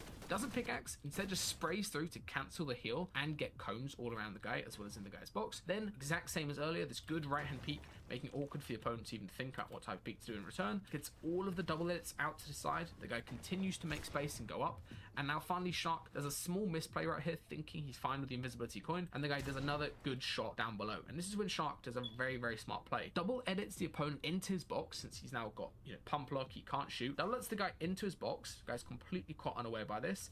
Shoots and jumps resets to not take a trade when he could die in that situation, which is a really, really nice play. Now he has complete control of the fight but he doesn't rush it. He doesn't play with his ego. Instead, sets up, baits out the pickaxe, trying to see if the guy's going to insta-edit. Perfect right-hand peek right here to actually continue replacing. And this is a nice mechanic that he's aware of, is as somebody makes space, as you can see, as somebody makes space through like this, they're going to build all of those walls as well as the top before they place this wall right here. So either they edit through and leave the wall low, so you can potentially shoot them or break the wall, or what happens is they'll leave this wall open and you can maybe get a free kill. And Shark just barely misses the timing shot as the guy snaps around and places that wall. Then he continues to pressure, finally takes out the opponent, and that guy was actually putting up a pretty good fight. And that's what I mean, you need to be careful and treat everybody with respect as you play these cups if you want to try to drop high kill games and not just die to, you know, a player that you should be killing every single day of the week. That's probably the main culprit. If you're somebody that is better in creative than in game, it's probably because you treat people in game like they're creative players. For fights number 15 and 16, Shark does a couple very nice timing bait outs. Timing bait out is just anything where you mess up the timing of your opponent and you can use it to your advantage. Case in point right here, he holds out his pickaxe but doesn't even use it. He just holds it out and acts like he's going to swing onto this guy's cone. That forces the opponent to thinking, oh, I need to make a play because he's got his pickaxe out, he's going to swing and he's going to know where I am. Allows Shark to hit an easy out trade, and then he does a very nice play to get into the box. Stop shooting for a second, and that lets the opponent think, oh, he's no longer pressuring me, I can just, you know, throw my blob down, maybe escape, and then immediately continue shooting and getting in. Surprise, motherfucker. motherfucker. Timing where he stops shooting, gets himself an easy kill, and it completely messes up the opponent's methodology of how they're fighting. Then for player 16 is something very similar as well. He closes the gap towards the enemy, the guy starts dashing away and trying to escape, and Shark immediately gets control of the fight. Look how he does this. Places a cone, stops the guy going up, and then double edit while looking down to grab this wall, looking straight down at the floor, gets the close wall control as well as gets the opening damage in the fight. Then very nicely, he goes for another pre-fire as the guy reclaims his wall, edits his cone, and very importantly here, he maneuvers back while reloading, so always keeping his reloads up to speed, as well as sets up a right peak while maneuvering around the box, which is really important. So now as the guy thinks, oh, I can take a second to, you know, heal up or maybe reload my shotgun, Shark already has an extra shotgun shell reloaded compared to the opponent, which is going to come very useful in a second. What does he do? Opponent is in a low HP box, does a momentum phase in just like that, and hits a max damage shot to take out the other player. Alright, for fights number 17, 18, and 19, let's do these in quick style fashion because they are all quite similar, and they all come down to just doing good peaks as well as in good awareness of where the opponent is. Right here, opponent's hit 100, hiding in a box. Shark just does an instant wide open edit, makes it easy for him to hit the shot and takes out the opponent first. Then player number 2, this guy actually puts up a little bit of a fight right here as he comes towards him. He actually does a nice timing on his edits, and Shark doesn't do that bait out pickaxe that he's been doing. Instead, he fully swings. The guy insta edits, runs towards him, but what does Shark do? He backs up, blocks his, you know, his own right hand peak, so blocks off his left, and then insta re-edits on the right before the guy's even got a shotgun delay gone. So important when you're in a low HP situation. If you have the pump delay advantage, you can just insta open a wide I started and doing completely survive,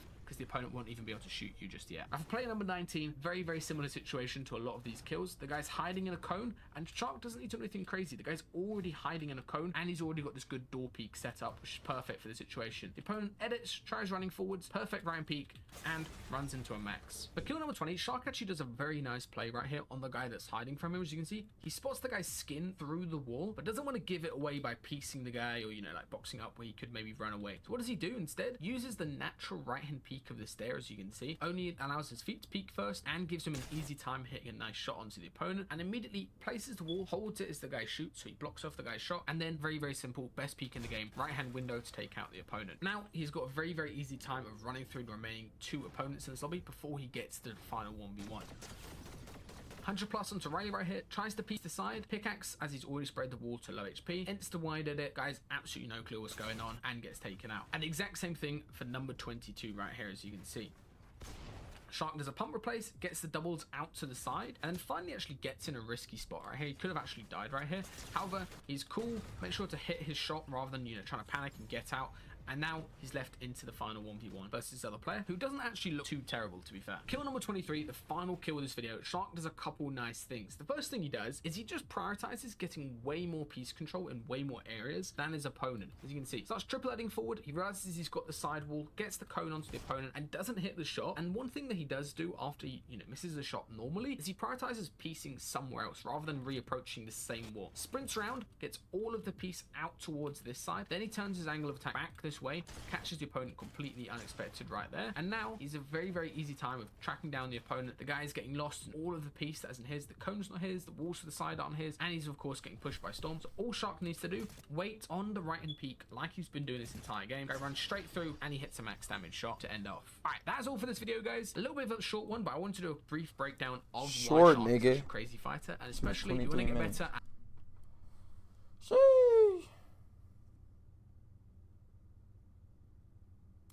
Don't want to see this nigga Shark hand cam.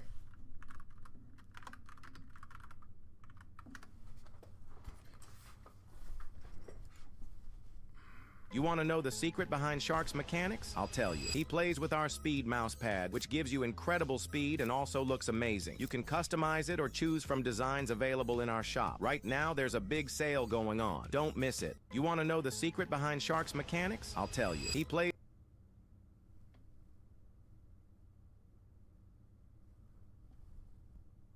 The mouse pad tough.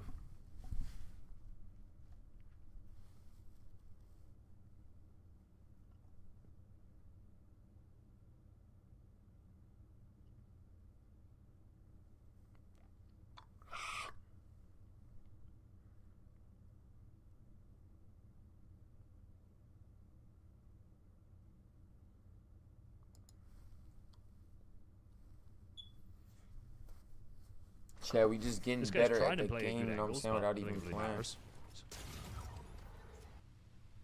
Okay, I gotta watch that again. That was filthy. Solos are back, and chat has just dropped a 40 bomb in a high elo. So it's actually not high elo at all now I look at it. It's 170 points. He's actually doing pretty horrible into this point. Either way, 40 elim game. So let's jump into every single elim, see exactly how he fights and how he does it. Now, the first part is he's not dropping at the hive. Now, he had a pretty pants drop, I will be completely honest. For some reason, there's a bug where the hit markers don't show up here. But he's landed up to the northwest, sorry. And I imagine we'll be third-partying straight into the hive to get the coin, etc. What is this guy's absolute floater of a drop as well? That's probably a free elim out of the rip. It is. Cool. Just gets a tiny little bit of loot and then uses the geyser to fly up into the sky. Now, I think since this has this stuff changed, let me see if this replay just bugged. I might need to reload it. No, it just had not loaded. That is classic replay mode. Okay, so he's flying up into this spot. I thought he would key straight into the hive and go for the coin, but I guess you can spend a little time getting looted and booted because there's usually so many kids there that you can just grab whatever you need from these spots and actually have loot before you move in. Crash pads, the guy's just kind of hiding. This guy's a bit of a drone. Straight through into the box. First elim. Well, second elim done. Crash pads, straight in this guy's head. I swear to God, the amount of people who don't realize they're getting crash padded on is unbelievable.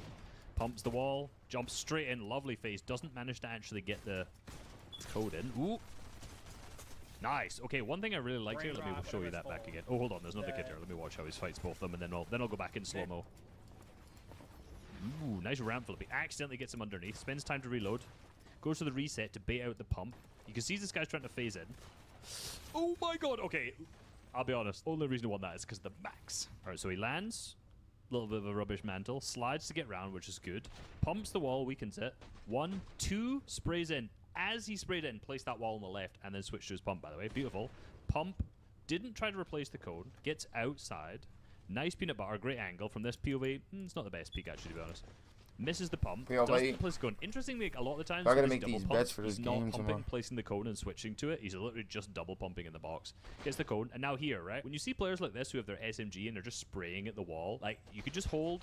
They're always going to try and get through. So at that point, I think this is actually a big mistake, letting someone into your box. Like, obviously, this guy was already weak, so he was able to, like, you know, hit a 32 or whatever. But I swear the easiest way to die to someone with an SMG is just to let them straight into your box. Okay, now this guy's here.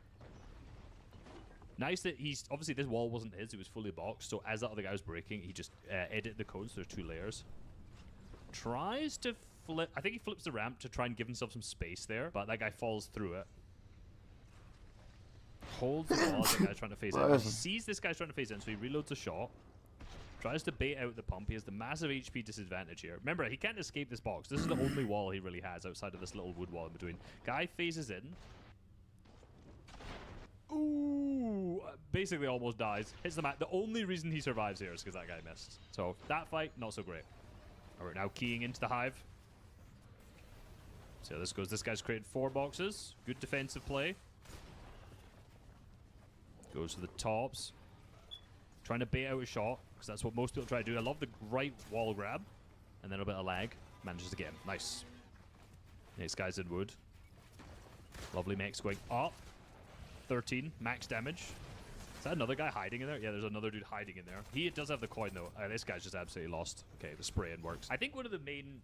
if you're going to play solo this season, which I highly recommend, I swear to God, the SMG, the Stinger SMG is just the meta. It's so good. Ooh, nice angle from above.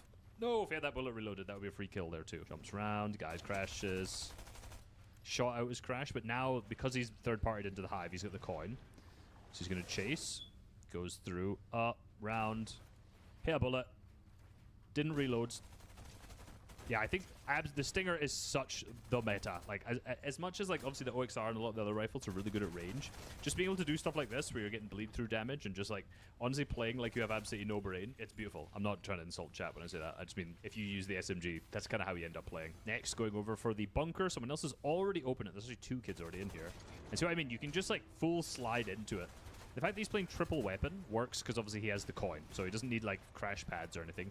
Not necessarily something you can really do outside of that. Alright, this guy just literally wanders into his face and gets max pumped. Decides to pop the slurp. Slurp's kind of hard to carry because you get one and then it's like, how are you going to get the second one? Sprays through again. Needs to reload, so I like the fact he needs to reload and he's very aware. So he spends his time reloading. Doesn't just like jump into his box and die like I would. This guy's weak now. I don't know, the slurp is still popped. Claims some space. It gets pumped. It's very 50-50. Manages to get out. He knows he has extra heals back. Now that the third party's come in too, might be able to pressure him from that same angle and get a pinch in between here. I like how he's distanced himself actually to stop himself getting pinched, especially since there's 2 players outside that box. So yeah, it's not even like there's just a single player here. This fight goes on for a while. All right, this fight is nice then. Eventually at the end. Drops the guy, or that guy drops in. He creates 2 layers of space here, which I really like. And then he goes to edit the ramp. And as he edits the ramp, now he has control of both. And because that player's on the left, he has the bottom right 3. Now this is beautiful. He his crosshairs aimed right at the head. Times it wrong, so he doesn't get it. But he pumps the wall. I like how his immediate reaction, even though he was going to pump the player, is to hold the wall here and try and grab it. So basically, if you have that shot where you're trying to shoot someone through an edit, you have the ability to shoot, pump, reset, hold the wall, potentially scroll wheel if you have that muscle memory where you're like trying to shoot it. But he doesn't actually end up taking it. The other player makes a good edit. He resets the ramp, pumps straight away, manages to grab not the wall, but the stair, and now he has a good angle to play from. Can he be seen? Yeah, so from here, like, the other player can't see him at all. If this guy had an SMG, by the way, this is like the freest beam, because this has just freshly been edited. You can just spray that straight away, and it's guaranteed bleed-through damage. Chap uses the SMG at the wall. Peanut Butters, he doesn't jump. He hits the 90, and then as the player's down there, then jumps and hits a 112. Max, beautiful. Lovely little bit about wall-to-wall box fighting. This style of fighting is so funny to me. Like, players just boxed up and you just grab like an SMG and literally just stand on the wall in full spray. And because he has the coin that increases the movement speed, like, it's so hard to be hit. You can just walk around like each edit. Slide straight in. Yeah, and it's over. Like I said, SMG, especially the gold one in this scenario, is so broken. Right, now the other player's here. He's healed up. Goes to the edit. Needs to reload. So bad reload management for once. Said earlier he was good at it. Opponent's diagonal from him. He decides to go up, play for the top rather than playing for the wall. Max! Okay, I mean, Chap's aim is absolutely insane. I'll give him that. The amount of max damage shots he's hit so far has been a lot. That is interesting, though. In this scenario, obviously here, he made the player miss the pickaxe. This edit is actually really nice, because as the player's approaching from that side, editing, you know, usually this is just a big 50-50 edit, but by doing a top left when they're on this angle, you make them miss. Like, if they're going to try and shoot to replace your wall, they completely miss. If they pickaxe, like this. Now, if Chap actually had his gun reloaded, that would have been great. But he does a good job getting back into this box. Now from here, most players, I think, would go diagonal on the wall, right? Like most players here, I think, would say, okay, I'm going to edit out this and start pressuring from this angle because I have a nice right-hand peek there. But instead, he actually reloads his gun. GG. Goes up. I don't know if he's expecting the player to go that direction. Cones over the top, and obviously has fizz on, so he can edit like this. The movement's great. Look how much he swings to the left. Like, look how far behind this edit he is. So if this guy looks, I mean, I don't think he's... I'm about to end stream, bro. I'm going to catch y'all boys tomorrow.